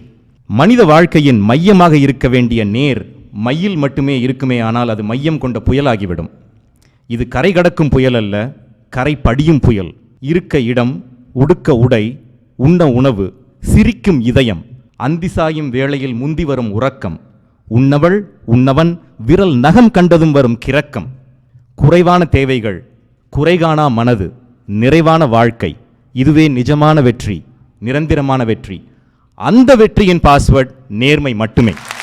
தோழி கீதா பேசும்போது சொன்னாங்க, அலுவலகத்துலலாம் ஒரு கம்ப்யூட்டர் கொடுப்பாங்க, நம்மளுக்கெல்லாம் ஒரு பாஸ்வேர்டு இருக்கும், அந்த பாஸ்வேர்டு வந்து உழைப்பு, நேர்மை. ஒரு கம்ப்யூட்டருக்கு ஒரு பாஸ்வேர்டு அப்படின்னாங்க. இங்கே நிறைய பேர் கம்ப்யூட்டர் இண்டஸ்ட்ரியில் இருக்கிறதுனால இது எக்ஸாம்பிளாக நான் சொல்கிறேன். எல்லா கம்ப்யூட்டரையும் ஓப்பன் பண்ணுறதுக்கு ஒரு அட்மின் பாஸ்வேர்டுன்னு ஒன்று இருக்கும், சூப்பர் யூசர் பாஸ்வேர்டு. அந்த சூப்பர் யூசர் பாஸ்வேர்டு நேர்மை மட்டுமே. வெற்றியின் அட்மின் பாஸ்வேர்டு நேர்மை மட்டுமே என்று சொல்லி வாய்ப்புக்கு நன்றி. வணக்கம். அடுத்ததா திருமதி மீரா நாகராஜன். இவங்க கல்யாண மாலையின் வெற்றியின் ஒரு பெரிய பங்கு இவங்களுக்கு உண்டு. இன்ஃபேக்ட் அவங்க புதுசாக சிந்திச்சு நிறைய விஷயம் கல்யாண மாலைக்கு தந்திருக்காங்க. இவங்க வந்து வெற்றியின் பாஸ்வேர்ட் புதுமை என்று பேச வருகிறார். அனைவருக்கும் வணக்கம்.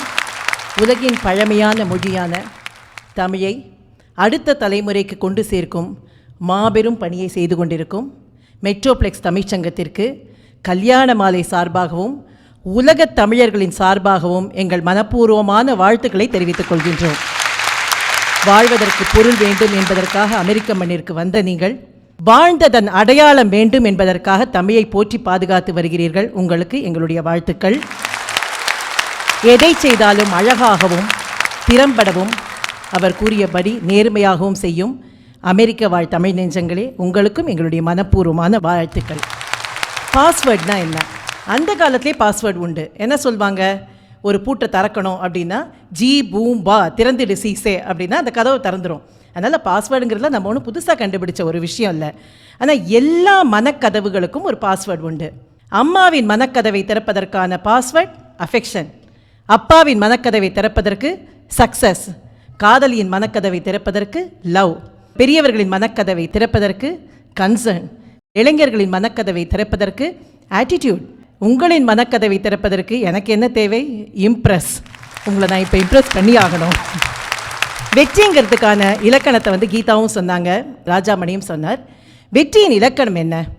யாரும் அடைய முடியாத ஒரு இலக்கை என்னுடைய இலக்காக நான் நிர்ணயித்து கொள்ள வேண்டும். அந்த இலக்கை நோக்கி நான் பயணம் செய்து அதை அடைய வேண்டும். அதுதான் வெற்றி இல்லையா? ரொம்ப ரொம்ப சிம்பிளான ஒரு விஷயம். இந்த மண்ணில் நின்றுட்டு பேசும்பொழுது அந்த வெற்றிக்கான பாஸ்வேர்டு என்ன அப்படின்னு யோசித்தா எனக்கு தோன்றுறது புதுமை தான். என்னென்னா, இந்த மண்ணே உலகம் மொத்தம் உள்ள மக்களின் ஒரு மினியேச்சர் அப்படின்னு நம்ம சொல்லலாம். அதாவது ஒரு பிள்ளையார் வந்து என்ன பண்ணார்? ஞானப்பழம் வேணும் அப்படின்னு சொன்ன உடனே உலகமே அம்மை அப்பன் தான் சொல்லி சுற்றி வந்த மாதிரி நம்ம இந்த உலகம் முழுக்க பார்க்கணும் அப்படின்னா அமெரிக்காவின் ஏதாவது ஒரு மாகாணத்தை வந்து பார்த்தால் போரும் உலகத்தை பார்த்ததாக ஆகிவிடும். ஸோ அப்போ இந்த ஊரில் எல்லா ஒரு மக்களும் இணைந்து வாழ்ந்து கொண்டிருக்கிறீர்கள். அப்போ இந்த ஒவ்வொரு மக்களுக்கும் ஒரு தனித்துவம் உண்டு. அது வந்து நம்ம மறக்கவே முடியாது. யூரோப்பியன்ஸ் இருக்காங்கன்னு வச்சுக்கோங்களேன், அவங்களுடைய பாஸ்வேர்ட் டாக்டர் சொன்ன ஆரோக்கியம். அதே மாதிரி ஜூஸ் இருக்காங்க அப்படின்னாக்கா அவர்களுடைய பாஸ்வேர்ட் தகுதி. ஸ்பானிஷ் இருக்காங்கன்னா அவர்களுடைய பாஸ்வேர்ட் முயற்சி. இந்தியர்களினுடைய பாஸ்வேர்ட் நேர்மை. ஒட்டுமொத்த அமெரிக்கர்களின் பாஸ்வேர்ட் புதுமை. எதையாக இருந்தாலும் புதுசாக செய்யணும். ஒன்றுமே வேணாங்க. என்ன பண்ணுறீங்க? கொலம்பஸ் வந்து நான் இருக்கிற இடம் நல்ல சந்தோஷமாக இருக்குது, வசதியாக இருக்கேன், இருந்தால் போகிறோம் அப்படின்னு ஒரு சேஃப் ஜோனில் இருந்திருந்தார் அப்படின்னா இன்றைக்கி அமெரிக்காங்கிற ஊரே நமக்கு கிடைச்சிருக்காதே. அவர் ஒரு புதுசை தேடி வந்தார். புதியதோர் உலகம் செய்வோம் என்று பாரதிதாசன் பாடினான். அந்த புதிய உலகத்தை நீங்கள் படைத்தது கொலம்பஸ் கண்டுபிடித்த புதுமையினால். அதனால நீங்கள் என்ன பண்ணீங்க அப்படின்னாக்க, எதை செஞ்சாலும் ஒன்று புதுசாக செய்யணும். புதுசாக செய்ய முடியலையா மாற்றி செய்ய. நாங்கள் எல்லோரும் கீப் லெஃப்ட் அப்படின்னா நீங்கள் கீப் ரைட். நாங்கள் எல்லோரும் ஸ்விட்சை இப்படி போட்டோம் தான் நீங்கள் அப்படி போடுவீங்க. நாங்கள் எல்லாரும், அதாவது உலகம் முழுக்க முதல்ல நாளை சொல்லும், அப்புறம் மாதத்தை சொல்லும், அப்புறம் வருஷத்தை சொல்லும். அது முடியாதுங்க எங்களால். நாங்கள் மாதத்தை சொல்வோம், நாளை சொல்லுவோம், அப்புறம் வருஷத்தை சொல்வோம். என்ன, ஜீரோங்கிறது ஒரு நம்பர், அதை நியாயமாக சொல்லணும். நாங்கள் ஒன்று தான் சொல்லுவோம் அப்படின்னீங்க. சரி, எல்லாவற்றிலும் ஒரு புதுமை வேணும், ஒரு மாற்றம் வேணும்னு யோசித்தீங்க. அதை வந்து நம்ம தப்புன்னு சொல்ல முடியாது. ஆனால் அது என்ன ஆயிற்று அப்படின்னால் உங்களை நித்தம் புதுப்பித்து கொடுத்தது. ஒரு 30-40 வருஷத்துக்கு முன்னாடிலாம் நம்ம வீடுகளில் நம்ம எல்லாருமே பார்த்துருப்போம். நம்ம எல்லாருமே அந்த ஊர்லேருந்து வந்தவங்க தானே. அந்த வீடுகளில் என்ன சொல்லுவாங்க அப்படின்னா, ஒரு சமையல் கட்டு பக்கத்தில் ஒரு பையன் போனான் அப்படின்னாக்க, ஏய் ஆம்பளை பையனுக்கு அங்கே என்னடா வேலை, பொட்டை பசங்க இருக்கிற இடத்துல வெள்ளவா அப்படின்னு அப்பா திட்டுவார். ஏன்னா அப்பாவுக்கு வந்து அது பிடிக்காது. தன்னுடைய பையனை எங்கேயாவது சமையலறை பக்கம் போயிட்டா தம் பொண்டாட்டி தன்னை திட்ட போகிறாளே அப்படிங்கிறதுக்காக பையனை போகவே விட மாட்டார் அவர். அதே மாதிரி ஒரு பெண் நின்று வாசலில் ஏதானே பேசிகிட்டு இருக்காங்க அப்படின்னா உடனே என்ன சொல்லுவாங்க, பொம்பளை பிள்ளைக்கு வாசலில் என்ன பேச்சு, விழவா அப்படின்னு கூப்பிடுவோம். ஆனால் இதை எல்லாம் நீங்கள் மாற்றினீர்கள். என்ன செஞ்சீங்க? ஆண்கள் சமைப்பது தவறில்லை, பெண்கள் வெளியே சென்று வேலை செய்வது பாவம் இல்லை என்று மாற்றினீர்கள். இன்றைக்கு மிகப்பெரிய வெற்றியை நீங்கள் அடைந்திருக்கிறீர்கள். என்ன செல்லம் இன்னைக்கு என்ன நான் என்ன வத்தக்கம் வைக்கவா இல்லைன்னா பாஸ்தா பண்ணவா அப்படின்னு கேட்குற கணவர்களையும் நான் நிறைய பார்த்துருக்கிறேன். ஏன்னா நாங்கள் வந்து இந்த ஊரில் வாழ்ந்ததில்லை, ஆனால் நான் பலமுறை வந்து பார்த்திருக்கிறேன். உங்கள் வாழ்க்கையை நாங்கள் நிறைய பார்த்துருக்குறோம். மேபி ரொம்ப நாள் இருந்தெல்லாம் பார்த்தது இல்லையே தவிர டெஃபினட்டாக உங்கள் லைஃப் ஸ்டைல் தெரியும் எனக்கு. இன்றைக்கி வந்து பையனுக்கு வந்து ஹாலிடேஸ், சம்மர் ஹாலிடேஸ் விட்டாச்சு, ஹியூஸ்டனில் படிச்சுட்டு இருக்கான். அவன் ஹாஸ்டலில் வெக்கேட் பண்ணிட்டு வரணும், எனக்கு லீவு தான், நான் போய் வெக்கேட் பண்ணிட்டு வரேன்னு காரை எடுத்துக்கொண்டு ஓட்டிக்கொண்டு தைரியமாக 200 மைல் பயணிக்கும் பெண்களையும் பார்த்து கொண்டு இருக்கிறோம். இது அத்தனையும் உங்கள் ஊர் கொடுத்த புதுமை அல்லவா? என்ன செஞ்சாலும் நாங்கள் வந்து நான் வந்து எங்கள் ஊருங்கிறது வந்து எங்களுக்கு ரொம்ப ரொம்ப மனசுக்கு எல்லாருக்குமே உங்களுக்கும் சரி மனசுக்கு நெருக்கமான ஒரு விஷயம் இந்தியா அப்படிங்கிறது. இருந்தாலும் நமக்கு மனசுக்கு நெருக்கமாக இருக்குங்கிறதுக்காக தப்பு சொல்லாமல் இருக்க முடியாது. நாங்கள் வந்து 2005 என்ன ரோடு போடணுமோ அதை 2015 போடுவோம். 2030க்கு என்ன தேவையோ அதை நீங்கள் செய்வீர்கள். அதுதான் அந்த புதுசு. 2030 எத்தனை ஜனத்தொகை வரும், அவர்களுக்கு என்னென்ன இன்ஃப்ராஸ்ட்ரக்சர் தேவை, அவங்களுக்கு ரோடு எப்படி இருக்கணும். அது ரோடு மட்டும் இல்லைங்க, கவர்மெண்ட் மட்டும் அப்படி செய்யலை, வீடே எவ்வளோ பெருசாக இருக்குங்க. நாங்கள் ஒரு 1000 ஸ்கொயர் ஃபீட்டில் ஒரு வீடு கட்டுறதுக்குள்ளே படாத பாடுபடுறோம். நேற்றுக்கு வந்து நிறைய புல்வெளிகள் எல்லாம் பார்த்தோம். வெற்றின்னு வந்தார், அவர்கிட்ட கேட்டோம் என்ன இவ்வளோ புல்வெளிகள் இருக்குன்னு. ஒரு குதிரையை வளர்க்கணும்னா 1 ஏக்கர் நிலம் அங்கே இருக்கணும், அது வந்து அந்த புல்வெளி இருக்கணும் அப்படின்னு சொன்னார். நான் யோசித்து பார்த்தேன், அந்த நம்ம பிருந்தாவனத்தில் புல்லா பிறந்தா புண்ணியம்னு சொல்லுவாங்களே, நாம் அமெரிக்காவில் குதிரையாவது பிறந்திருக்கலாமே. இப்படி எல்லாவற்றிலும் புதுமை புதுமை புதுமை அப்படிங்கிறது தான் வெற்றிக்கான பாஸ்வேர்டு. வந்து 32 கீ பட்டன்ஸை வச்சுட்டு அமுக்கி லொடக்கு லொடக்கு லொடக்கு லொடக்குன்னு நம்ம ஃபோனை தட்டிகிட்டு இருந்தோம். இவர் என்ன பண்ணார், ஸ்டீவ் ஜாப்ஸ் வந்து ஒரே ஒரு கீ, நீ என்ன வேணா பண்ண அந்த ஃபோனில் அப்படின்னு கொண்டு கொடுத்தார். அன்றைக்கி நியூட்டனின் ஆப்பிள் வந்து புவியீர்ப்பு விசையை கண்டுபிடித்து கொடுத்தது. இன்றைக்கி ஸ்டீவ் ஜாப்ஸோட ஆப்பிள் புவி முழுவதும் தனக்குள் அடக்கி அந்த விசைக்குள் அடக்கியது. எவ்வளவு பெரிய ஒரு மாற்றத்தை கொடுத்தது அது. இந்த ஃபேஸ்புக்கை பற்றி நம்ம பேசாமல் ஒரு புதுமையை பற்றி பேசவே முடியாது. அதாவது முன்ன காலத்துலலாம் நம்ம என்ன கேட்போம் அப்படின்னா, உங்கள் அட்ரஸ் என்ன அப்படின்னு கேட்போம். அடுத்து ஒரு 10 வருஷத்துக்கு முன்னாடிலாம் சார் உங்களோட இமெயில் ஐடி கொடுங்க நான் கம்யூனிகேட் பண்ணுறேன் அப்படின்னுவோம். இன்றைக்கி முகநூல் தான் இந்த முகவரி என்று ஆனது. எத்தனை எல்லாரும், அதாவது பாட்டிலேருந்து தாத்தாலேருந்து அந்த ஃபோட்டோஸை ஷேர் பண்ணிக்கிற பரபரப்பு இருக்குது பாருங்கள். அதற்கு அந்த ஃபேஸ்புக் கொடுத்த வழி. அதாவது ஹார்வர்ட் யூனிவர்சிட்டியில் அந்த மார்க் ஜுகர்பர்க் அப்படிங்கிறவர் தங்களுக்குள்ளே உள்ள கம்யூனிகேஷனுக்காக கண்டுபிடிச்சது உங்கள் எல்லாருக்குமே தெரிஞ்ச விஷயம்தான். அது அப்படியே ஒவ்வொரு யூனிவர்சிட்டிக்கும், சாம்ஃபர்ட்லையும் அங்கேயும் இங்கேயும் அப்படியே ஒவ்வொரு யூனிவர்சிட்டிக்கும் பரவி இன்றைக்கி கிட்டத்தட்ட ஒரு 8 ஆண்டுகளுக்குள் ஃபேஸ்புக் அப்படிங்கிறது நம்முடைய அத்தியாவசிய தேவைகளில் ஒன்றாக மாறிப்போனது. அது வந்து புதுமை செய்த மாயம். அதே மாதிரி நம்ம இளைஞர்களுக்கு, இந்திய இளைஞர்களுக்கு கிடைச்ச மிகப்பெரிய வாய்ப்பு அப்படிங்கிறது வந்து ஐடி. நாங்கள் வந்து கையில் அப்ளிகேஷன் எழுதி எழுதி எழுதி எழுதி தேய்ந்து போய் ஒரு கிளர்க் வேலைக்கும் ஒரு பேங்க் ஆஃபீஸர்ஸ் வேலைக்கும் எத்தனை நாட்கள் தவம் கடந்தோம். ஆனால் இன்றைக்கி ஒரு ப்ரோக்ராம் எழுதினீங்க, அத்தனை வங்கிகளையும் உங்கள் கைக்குள் கொண்டு வந்தீர்கள். இது ஐடி செக்டார் செய்த மிகப்பெரிய மாற்றம் இல்லையா? இது வந்து புதுமைக்கு கிடைத்த வெற்றி. இது மாதிரி தாங்க ஒன்று. இந்த வாட்ஸ்அப் அதையும் பற்றி நிச்சயமாக சொல்லாமல் புதுமையை பற்றி பேசியே முடிக்க முடியாது. நல்ல விஷயங்கள் நிறைய நடக்கிறது. நாங்கள் வந்து இந்த கல்யாண மாலை பற்றி மோகன் சார் சொன்னார். நாங்கள் வந்து வெட்டிங் ஈவெண்ட் மேனேஜ்மெண்ட்டும் நிறைய பண்ணிகிட்ருக்கோம். நிறைய ஊர்களுக்கு போவோம். அதாவது எதனா புதுசாக ஒரு விஷயம் இருந்தது அப்படின்னாக்க நம்ம அதை வாங்கிட்டு வந்து இங்கே எப்படி கொண்டு வந்து அதை யூஸ் பண்ணலாம் கல்யாணங்களுக்கு அப்படின்னு பார்ப்போம். அது மாதிரி நாங்கள் வந்து ஹரித்வார் பக்கத்தில் வந்து ஒரு நல்ல ஒரு குக்கிராமம், ஹரித்வாரிலிருந்து ஒரு 3-4 மணி நேரம் பயணம் செய்து ஒரு குக்கிராமத்துக்கு போகிறோம். அங்கே வந்து அந்த உடன் ஆர்டிகல்ஸ்லாம் ரொம்ப நல்லாயிருக்கும் அப்படின்னு சொல்லுவாங்க. அந்த இடத்துக்கு போகிறோம். அந்த பையனை பார்த்து அங்கே ஒரு பையன், சின்ன பையன் இருக்கான், அவன் ஒரு வியாபாரம் பண்ணிட்டு இருக்கான். அவன்கிட்ட போய் கேட்குறோம், இந்த ப்ராடக்ட்லாம் நல்லா இருக்கேப்பா, ஆனால் நான் எனக்கு எப்படி தெரியும் நீ புதுசாக பண்ணிகிட்ருக்க அப்படிங்கிறது. தீதி आपके पास व्हाट्सएप नहीं है, हम भेज देंगे, நயா நயா ப்ராடக்ட் நம்ம பேஜ் தேங்க, புதுசாக நான் உனக்கு அனுப்புகிறேன், உனக்கு என்ன வேணும்னு சொல்லு, நான் எல்லாத்தையும் அமுச்சு வைக்கிறேன் அப்படிங்கிறான். யார்? குக்கிராமத்தில் இருக்கும் ஒரு மாணவனுக்கு, ஒரு சின்ன பையனுக்கு வாட்ஸ்அப் என்பது ஒரு வியாபார உத்தி ஆகியது என்றால் புதுமைங்கிறது எவ்வளவு பெரிய மாற்றத்தை கொடுத்திருக்கிறது. நம்ம ஊர்லெல்லாம் ரேஷன் கடையில் மைல் கணக்கில் க்யூவில் நிற்போம். ஆனால் இன்றைக்கி நீங்கள் என்ன பண்ணீங்க? இந்த கலாச்சாரம் அங்கேயும் வந்துடுத்து. மால்ஸை மைல் கணக்கில் கன்ஸ்ட்ரக்ட் பண்ணியிருக்கீங்க. அந்த காலத்தில் நம்ம வீட்டிலலாம் என்ன பண்ணுவோம் அப்படின்னா, ஒரு காய்கறி கூடையை தூக்கிட்டு ஒரு ஆயா வரும். அவங்க வந்து அந்த அம்மா ஒரு கை பிடிமா, நான் இறக்கி வச்சுக்கிறேன் அப்படின்வாங்க. நம்மளும் கையை பிடிச்சி இறக்கி வச்சு போனால் போகிறதுன்னு ஒரு டம்ளர் தண்ணி கொடுப்போம் அந்த ஆயாவுக்கு. கொடுத்த உடனே அந்த ஆயா சொல்லும், என்ன வேணுமா அப்படின்னு கேட்கும். 10 பைசா கீரை கட்டு வாங்கிட்டு 10 வீட்டு வம்பையும் அந்த ஆயாட்டேன்னு நம்ம வாங்கிட்டுருவோம். அத்தனை விஷயம், அந்த வீட்டில் என்னாச்சு, இந்த வீட்டில் என்னாச்சு, எல்லா விஷயத்தையும் கேட்டு அந்த ஆயாட்டேன்னு வாங்கிப்போம். ஆனால் அந்த கலாச்சாரத்திலிருந்து மாறி இன்றைக்கி அந்த மால் அப்படிங்கிற கான்செப்ட் எவ்வளவு பெருசு. அதாவது உலகத்தின் கடை கோடியில் விளையும் பொருட்கள் வந்து இந்த மாலுக்கு வந்து குவியறது அப்படின்னா அதுக்கு நமக்கு கிடைத்த புதுமையான வாழ்க்கை முறை இல்லையா? இது மட்டும் இல்லை, அதே மாதிரி இப்போ ஆன்லைன் ஷாப்பிங்காக இருக்கட்டும், டிக்கெட் புக்கிங்காக இருக்கட்டும், எல்லா விஷயங்களுமே இன்றைக்கி நமக்கு புதுமை தந்த ஒரு விஷயங்கள். இப்போ வந்து அவர் கல்யாண மாலையை பற்றி அவர் பேசிட்டார். இருந்தாலும் நான் கல்யாண மாலையில் பொறுப்பில் இருக்கிறதுனால சொல்கிறேன். முன்னாடி நம்ம என்ன பண்ணிட்டு இருந்தோம், உறவுக்குள்ளே கல்யாணம் பண்ணோம். அதுக்கப்புறம் வந்து தெரிஞ்சவங்க உள்ள அது மாதிரி உறவுக்காரங்கள்ட்ட சொல்லி வச்சு கல்யாணம் பண்ணினோம். ஒரு மஞ்சப்பையை தூக்கிக்கிட்டு ஒரு தரகர் வருவார்.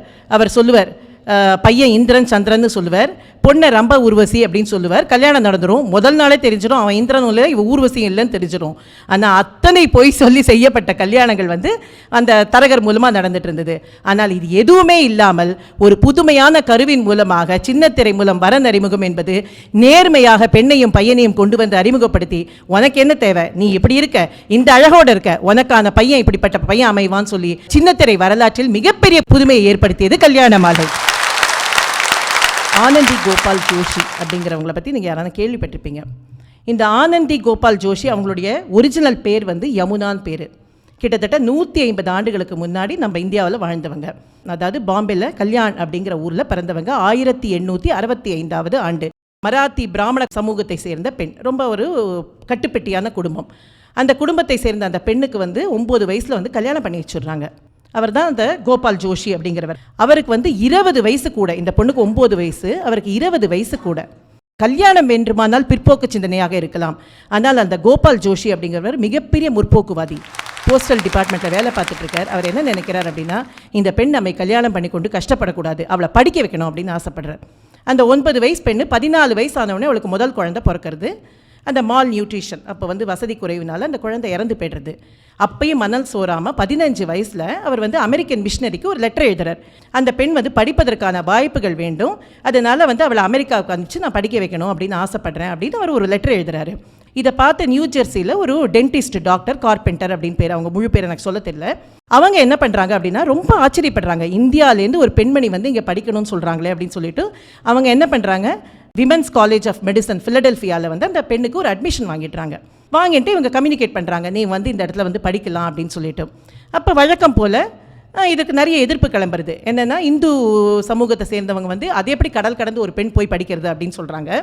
அப்போ இந்த பெண் என்ன பண்ணுறா அப்படிங்கிறனாக்க, வெஸ்ட் பெங்காலில் அந்த செரம்புரா காலேஜ் ஹாலில் போய் ஒரு லெக்சர் கொடுக்குறா. யார்? 15 வயது பெண். அதாவது பெண்களுக்கு வந்து மருத்துவம் எவ்வளவு தேவை, என்னுடைய குழந்தையை நான் இழந்தது போல் அடுத்த இன்னொரு பெண் இழக்கக்கூடாது அப்படின்னா நான் போய் மருத்துவம் படிச்சுட்டு வரணும், நீங்கள் ஹெல்ப் பண்ணிங்கன்னா நான் போகிறேன், நான் மதம் மாற மாட்டேன். அப்போ அந்த தேன் வைஸ்ராயாக இருக்கிறவர் என்ன பண்ணுறாருன்னா அப்படியே உருகி போய்ட்றார். உருகி போய் அவர் என்ன பண்ணுறாருன்னா 200 ரூபாய் அந்த பெண்கிட்ட கொடுத்து, அம்மா நீ போய் படிச்சுட்டு வா, நாங்கள் சப்போர்ட் பண்ணுறோம் அப்படிங்கிறார். அந்த பெண் வந்து தன்னுடைய 18வது வயதில் தனியாக கல்கத்தாவிலிருந்து கிளம்பி நியூயார்க் வந்து காலடி பதித்து ஃபிலடெல்ஃபியா யூனிவர்சிட்டியில் போய் மெடிசன் சேர்ந்து 19வது வயதில் எம்டி ஆகிறார். வெஸ்டர்ன் மெடிசன் படித்த முதல் பெண்மணி அந்த பெண்மணி தான். அதே மாதிரி இந்தியாவிலிருந்து வந்த முதல் இந்து பெண்மணி, அமெரிக்க மண்ணில் காலடி பதித்த முதல் பெண்மணியும் அவர்கள் தான். இது மாதிரி வந்து சேர்றாங்க. ஆனால் நம்ம கேட்டிருக்கோம் நிறைய பேர், அந்த கணித மேதை ராமானுஜரை பற்றிலாம் கேட்ட மாதிரி தான் இந்த ஊர், இந்த உணவு பழக்கங்கள், இந்த குளிர் இதெல்லாம் அந்த பெண்ணுக்கு தாங்கலை. ஆனால் சக்ஸஸ்ஃபுல்லாக மெடிசனை முடிக்கிறாங்க. தன்னுடைய 19-20வது வயசில் வந்து எம்டி பட்டம் பெற்று தன்னுடைய ஊருக்கு திரும்பி போகிறாங்க. அந்த ஊரில் வந்து அப்படியே ரெட் கார்பெட் வெல்கம், முதல் இந்திய பெண்மணி டாக்டராக வந்திருக்காங்கன்னு சொல்லிட்டு அங்கே வந்து அந்த கோலாப்பூர் ஹாஸ்பிட்டலில் வந்து அவங்களுக்கு பொசிஷன்லாம் கொடுத்துட்றாங்க. ஆனால் ஒரே ஆண்டில் அந்த பெண் வந்து உடல்நிலை சரியில்லாமல் இறந்து போகிறாள். ஆனால் அவள் ஒரு ஆண்டில் வந்து செய்த சாதனை, அதாவது அந்த படிச்சுட்டு வந்தது அப்படிங்கிறது எத்தனை பெரிய விழிப்புணர்வை இன்றைக்கு ஏற்படுத்தி இருக்கிறது. இன்றைக்கு அமெரிக்காவில் 7இல் ஒருவர் வந்து இந்திய டாக்டர். அந்த இந்திய டாக்டரில் பாதிக்கு மேல் பெண்கள். இன்றைக்கு நம்முடைய பெண்கள் வந்து காலையில் பாரிஸில் பிரேக்ஃபாஸ்ட், லஞ்ச் வந்து லண்டனில், ஈவினிங் டின்னர் வந்து வாஷிங்டன் டிசிலன்னு யோசிக்கிறாங்க அப்படின்னா அதற்கான பாதையை அமைத்து கொடுத்தது அந்த பெண் செய்த புதுமையான யோஜனை. நான் வந்து எங்கள் வீட்டில் இருக்கேன்ப்பா, நான் சந்தோஷமாக இருக்கேன், என் குழந்தை போச்சுன்னா என்ன, அடுத்த குழந்தையை பெற்றுக்கிறேன், அது ஏதோ விதி, அடுத்த குழந்தைக்கான முயற்சியில் ஈடுபடுவேன் என்று சொல்லாமல் அங்கிருந்து கிளம்பி வந்து இன்றைக்கு அத்தனை பேருக்கும் பாதை வகுத்து கொடுத்தவள் அந்த ஆனந்தி ஜோஷி அப்படிங்கிறவங்க. இது மாதிரி ஒவ்வொருவரும் நான் இருப்பது சந்தோஷமான உலகம், நான் சந்தோஷமாக இருக்கிறேன், ஒரு சேஃப் ஜோனில் இருக்கிறேன் அப்படின்னு யோசிக்காமல் புதிதாக செய்யும் முயற்சிகள் தான் நம்மை மென்மேலும் மென்மேலும் மென்மேலும் வெற்றி பெற செய்யும். பாரம்பரியத்தை போற்றுவோம், அதே நேரத்தில் புதுமையை என்றென்றும் வரவேற்போம் என்று கூறி வாய்ப்புக்கு நன்றி கூறி விடைபெறுகிறேன். நன்றி, வணக்கம். அடுத்ததாக புலவர் ராமலிங்கம் ஐயாவோட விஷயம் என்னென்னா, சிறந்த ஆசிரியர்னு நம்ம முன்னாள் பிரசிடெண்ட்டை அப்துல் கலாம் சார்கிட்ட அவார்டு வாங்கினவர். அவர் வந்து வெற்றியின் பாஸ்வேர்ட் முயற்சியே என்று பேச வருகிறார். தன்னுடைய இடைவிடாத முயற்சியின் காரணமாக 2,70,000 திருமணங்களை நடத்தி முடித்திருக்கக்கூடிய புன்னகை மன்னன் வணக்கத்திற்குரிய ஐயா மோகன் அவர்களே, ஒரு காலத்தில் நாரதர் கோவிந்தன் பெயரையே சொல்லிக் கொண்டிருந்தார். இந்த பிறவியில் கோவிந்தன் நாரதர் பெயரை சொல்லிக் கொண்டிருக்கிறார். அமெரிக்க வாழ் தமிழர்களே, உங்களை பார்க்கிற போது ரொம்பவும் மகிழ்ச்சியாக இருக்கிறது. ஒரு மனிதனுடைய வெற்றிக்கு வழிவகுப்பது ஒரு பாஸ்வேர்டு என்று சொல்லக்கூடிய ஒரு ஒற்றை வார்த்தை எது என்று கேட்டால் முயற்சி என்பதுதான் என்னுடைய பணிவான கருத்து. உங்களைப் போல் உழைப்பவர்கள், தன்னம்பிக்கை மிக்கவர்கள், திறமையானவர்கள் இந்திய தேசத்தில் இருக்கிறார்கள். ஆனால் முயற்சி உடையவர்கள் மட்டும்தான் அமெரிக்க மண்ணிலே கால் பதிந்திருக்கிறார்கள். எதுக்குமே ஒரு முயற்சி வேணும். அதான் நுழைவாயில். பாஸ்வேர்டுன்றது அதான். ஒரு மனிதனுக்குள்ள அத்தனை ஆற்றல்களையும் திறந்து வைக்கிற சக்தி அது ஒன்றுக்குத்தான் இருக்கிறது. முயற்சி உடையவன் எப்பொழுதும் இகழ்ச்சி அடைய வாய்ப்பே கிடையாது. வளர்ச்சி வளர்ச்சி வளர்ச்சி, வெற்றி வெற்றி வெற்றி என்ற வார்த்தைக்கு இலக்கணமாக இலக்கியமாக அவன் திகழ்வதற்கு அவர்களுக்குள்ளே இருக்கக்கூடிய முயற்சி தான். இங்கே வெற்றியின் பாஸ்வேர்டாக கொடுக்கப்பட்ட அத்தனை வார்த்தைகளும் விலகிவிட்டால் கூட ஒருவனுக்கு முயற்சி என்று ஒன்று இருந்தால் போதும், அது முழு வெற்றியை தரும். அதன் மூலமாக அவன் முன்னேற்றத்தை காண முடியும். இதுதான் உண்மை. இது பட்டிமன்றம் இல்லை ஒருத்தர் மறுத்து பேசுறது. நான் ஒன்றை மட்டும் 2-3 கருத்துக்களை சொல்ல நான் ஆசைப்படுறேன். அதிர்ஷ்டம்னு சொன்னாங்க ஒரு வார்த்தை. அதிர்ஷ்டம் கூட சில சமயங்களில் அதிர்ஷ்டம்னு ஏன் பேர் அதுக்கு, அது இஷ்டமாக வர்றது, அது நம்ம இஷ்டத்துக்கு வராது. அவன் முயற்சி உடையவன் அதெல்லாம் நினைக்கவே மாட்டான். இப்போ நான் ஒரு சின்ன உதாரணம் சொல்கிறேனே, அதை கூட நிறைய பேர் நம்பிக்கிட்டு இருக்கான். ஒருத்தர் புது வீடு கட்டினார். காலையில் 4 மணிக்கு கிரகப்பிரவேசம் பண்ணணும். தினந்தோறும் அந்த வீட்டுக்கு பால் கொடுக்குற ஒரு பொண்ணுக்கு பேர் லக்ஷ்மின்னு பேர். நாளே சொல்லி வச்சார், நீ நாளைக்கு காலையில் 4 மணிக்கெலாம் வந்து கதவை தட்டு, நான் யாருன்னு கேட்பேன், லக்ஷ்மி வந்துக்கிறேன்னு சொல்லு, உடனே கதவை திறப்பேன், நீ உள்ளே வந்துடலாம். எல்லாம் ரெடியாக உக்காந்துங்கிறார் சேர் போட்டு.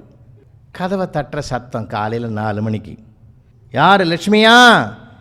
இல்லைங்கய்யா, லக்ஷ்மிக்கு அக்கா வந்துக்கிறேன்.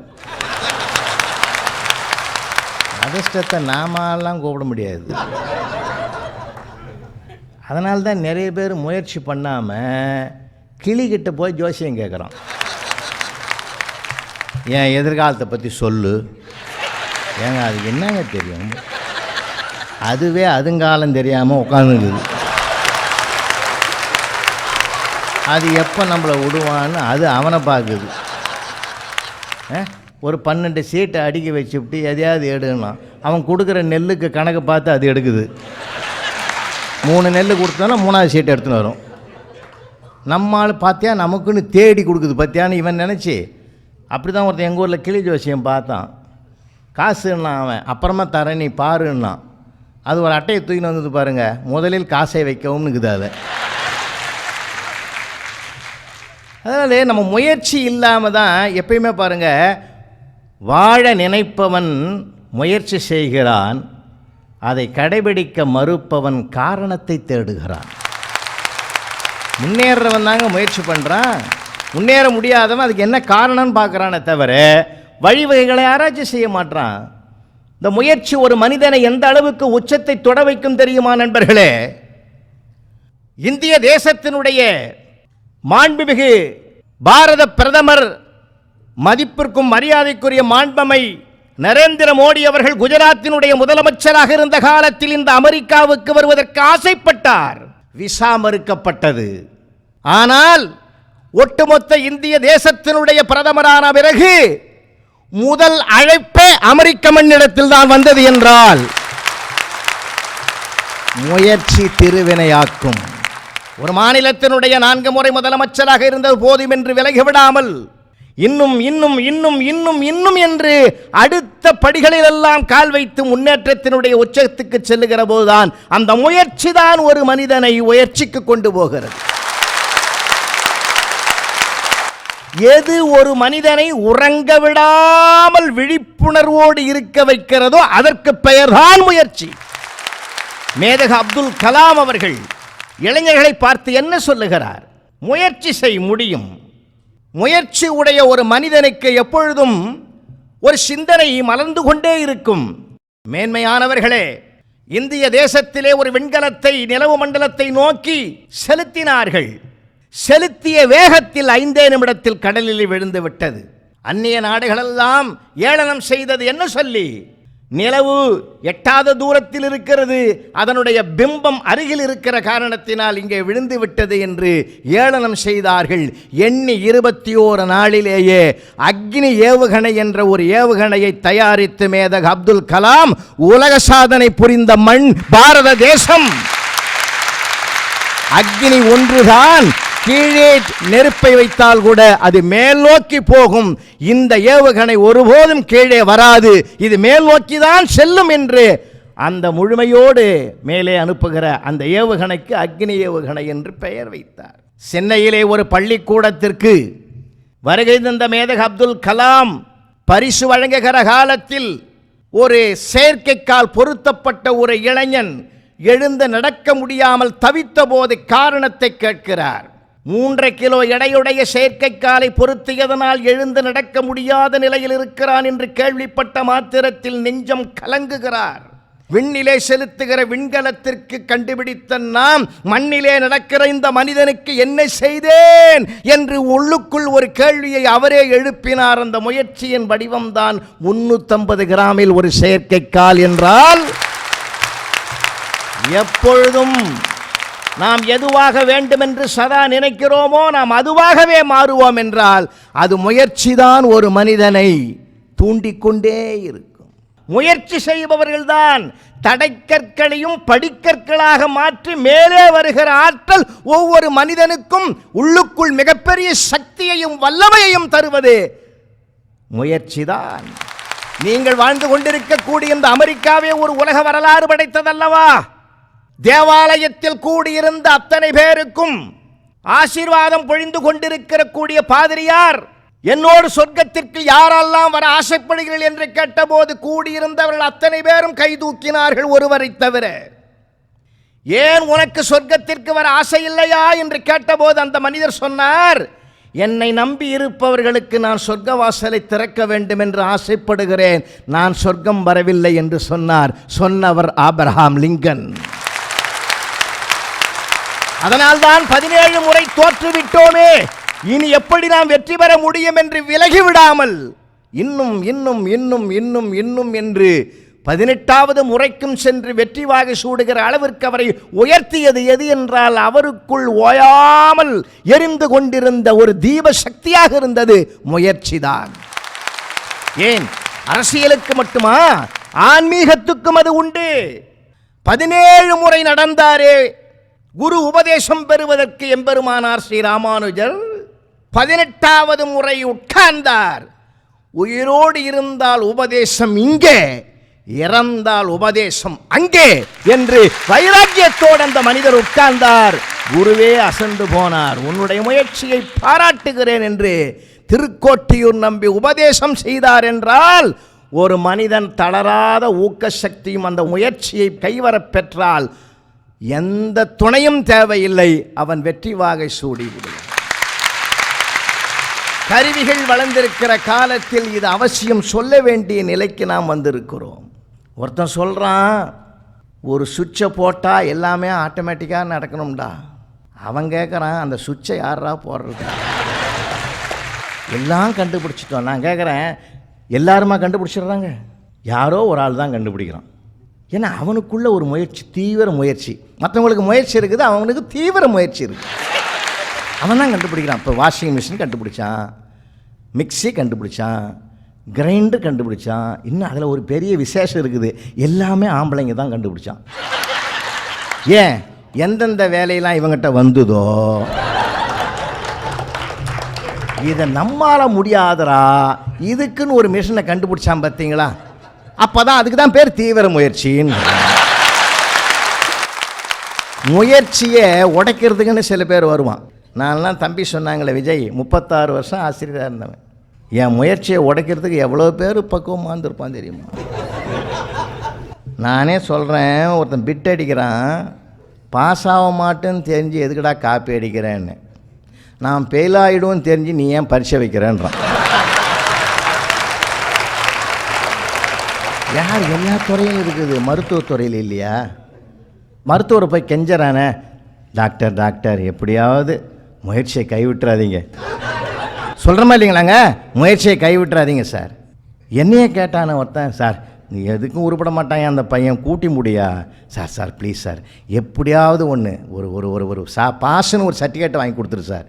என்னையா பண்ண போகிற? அட ஒன்றை மாதிரி ஒரு வாத்தியார வேலைக்கு அனுப்பிவிடுவேன். நான் என்னென்ன சார் நினைக்கிறேன்.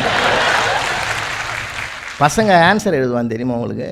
நானே ஒரு தடவை கேட்டிருந்தேன், நீ படிப்பதற்காக உன் தந்தை வங்கியில் 1000 ரூபாய் கடன் வாங்கி 10 தவணைகள் அடைக்கிறார், மாதத்திற்கு அந்த வட்டி இல்லாத கடன் எவ்வளவு அடைப்பார்னு கேட்டிருந்தேன். பதில் எழுதிக்கிறான், இது தவறான கேள்வி, என் தந்தையை பற்றி உங்களுக்கு தெரியாது, அவர் எந்த கடனையும் திருப்பி அடைத்ததாக வரலாறு இல்லை, அதனால் நாங்கள் முயற்சி கைவிட்டுட்டோமா? அப்படி தான் இருப்பான். நம்ம சுற்றி நிறைய பேர் அப்படி தான் இருப்பான். ஒன்றே ஒன்று சொல்கிறேங்க, 2,70,000 அவர் பண்ணி வச்சிருக்கிறாரு. வெற்றியின் பாஸ்வேர்டு நமக்கெல்லாம், அவருடைய வெற்றியின் பாஸ்வேர்டு பாசிட்டிவ் வேர்டு. நடக்கும்னு சொல்லுங்களேன், அதை சொல்கிறதுக்கு எவ்வளோ பேர் கஷ்டப்படுறேன் தெரியுமா? ஏன் சொல்ல, என்ன நடந்துட்டா? சில பேருக்கு இப்போல்லாம் நான்லாம் அட்வைஸ்னே சொல்கிறது இல்லை யாருக்கும், கலந்துரையாடல் அப்படி தான் சொல்லிட்டு அட்வைஸ்லாம் ஓடிப்படுறான். ஏன் நானும் படாத பாடு பட்டிருக்கிறேன், எம்மா முயற்சி பண்ணியிருக்கேன் தெரியுமா, ஒவ்வொருத்தர் இந்த நாட்டை திருத்துற முடியலன்னு நம்ம சுற்றி இருக்கிறனா திருத்துவோம். பார்க்கில் உக்காந்துங்கிறேன், வளையமாக புகை விட்றான் சார், எழுந்து போய் பலே நல்லா விட்ற. எவ்வளோ வருஷம்டா? நான் 5 வருஷமாக ஆச்சு கற்றுக்கிறதுக்குன்னா. அடப்பாவி இளைஞனாக இருக்கியாப்பா, ஒரு நாளைக்கு எத்தனை பாக்கெட்டு? 5 பாக்கெட்டு. ஒரு பாக்கெட் எவ்வளோடா? இது காஸ்ட்லி சிகரெட் சார், 25 ரூபா. நான் 5 கால் 1 கால், ஒரு நாளைக்கு 125 ரூபா. எத்தனை 5 வருஷம்? நான் வாத்தியார் இல்லையா, கூட்டு வட்டி தனி வட்டிலாம் போட்டு ஒரு 3 லட்சம் ரூபாயை வீணாக்கிட்டேன்னு. அவ்வளவும் கேட்டுட்டு சொன்னால், உனக்கு ஏதாவது பழக்கம் இருக்குதான்னா? எந்த பழக்கம் இல்லை. உங்கள்கிட்ட 3 லட்சம் இருக்குதான்னா?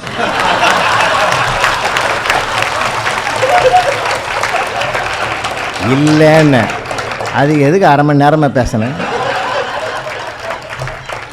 அதோடு விட்டுருந்தா பரவாயில்லைங்க, நானாவது அனுபவிச்சிருக்கிறேன், நீ அது கூட இல்லையான்ட்டான். அதனால் இப்போல்லாம் அந்த அறிவுரையே கிடையாது. இப்போ மீண்டும் நான் நினைவுபடுத்துகிறேன், ஒரு தாயாக இருந்தாலும் தந்தையாக இருந்தாலும் புள்ள தப்பு பண்ணுறான்னு விட்டுடலாமாங்க? தாயின் முயற்சி தானே ஒரு நல்ல பிள்ளை, ஒழுக்கமான பிள்ளை. ஒரு ஆசிரியனுடைய முயற்சி தானே சார் ஒரு நல்ல அறிவாளி. யார் முயற்சி இல்லாமல் உருவாவதே கிடையாது. அவன் அத்தனையும் நிறைய தலைப்பு கொடுத்துருக்காங்க, அத்தனைக்கும் கீவேர்டு முயற்சி தான். அது இருந்தாலே போதும், முன்னேறிடலாம். நான் கேட்குறேன், லட்சக்கணக்கான உழவர்கள் இருக்கிறான் நாட்டில். கம்பு தெனை கேழ்வரகு சோளம் சாப்பிடுன்னா யாரை பார்த்து சொல்கிற அப்படின்னு ஒரு டாக்டர் சொன்னால் அத்தனை பேரும் கேட்குறான். ஒரு ஏழையின் உணவு பணக்காரனுக்காக ஆகிற பக்குவத்தை ஒரு டாக்டர் சிவராமனுடைய முயற்சி தான் சார் வெற்றி பெற்றிருக்கிறது. எந்த ஒன்று எவனை உறங்க விடாமல் எழுப்பி கொண்டிருக்கிறதோ, அதனால்தான் என் 6ஆம் வகுப்பு படிக்கிற பையன் எனக்கு சொல்லி கொடுத்தாயா ஒரு பாடம். முயலுக்கும் ஆமைக்கும் போட்டி நடந்தது, ஆமை ஜெயித்தது, முயல் தோற்றது. ஏன்? முயலாமைதான் காரணம். முயற்சி உடையார் இகழ்ச்சி அடையார். வெற்றி பெற்றவனுக்கும் முயற்சி தேவை, தோற்றவனுக்கும் முயற்சி தேவை. வெற்றி பெற்றவனுக்கு வெற்றியை தக்க வைத்து கொள்ள முயற்சி தேவை, தோற்றவனுக்கு வெற்றி பெற வேண்டும் என்ற நோக்கம் என்ற முயற்சி தேவை. எல்லாருக்குமே அந்த முயற்சி தேவை. ஒன்றை சொல்லி நிறைவு செய்கிறேன். வெற்றி பெற்றார் உன்னை உலகுக்கு தெரியும், தோல்வியடைந்தால் உலகை உனக்கு தெரியும். ஆகையினால் முயற்சியை கைவிடாதீர்கள். நன்றி, வணக்கம்.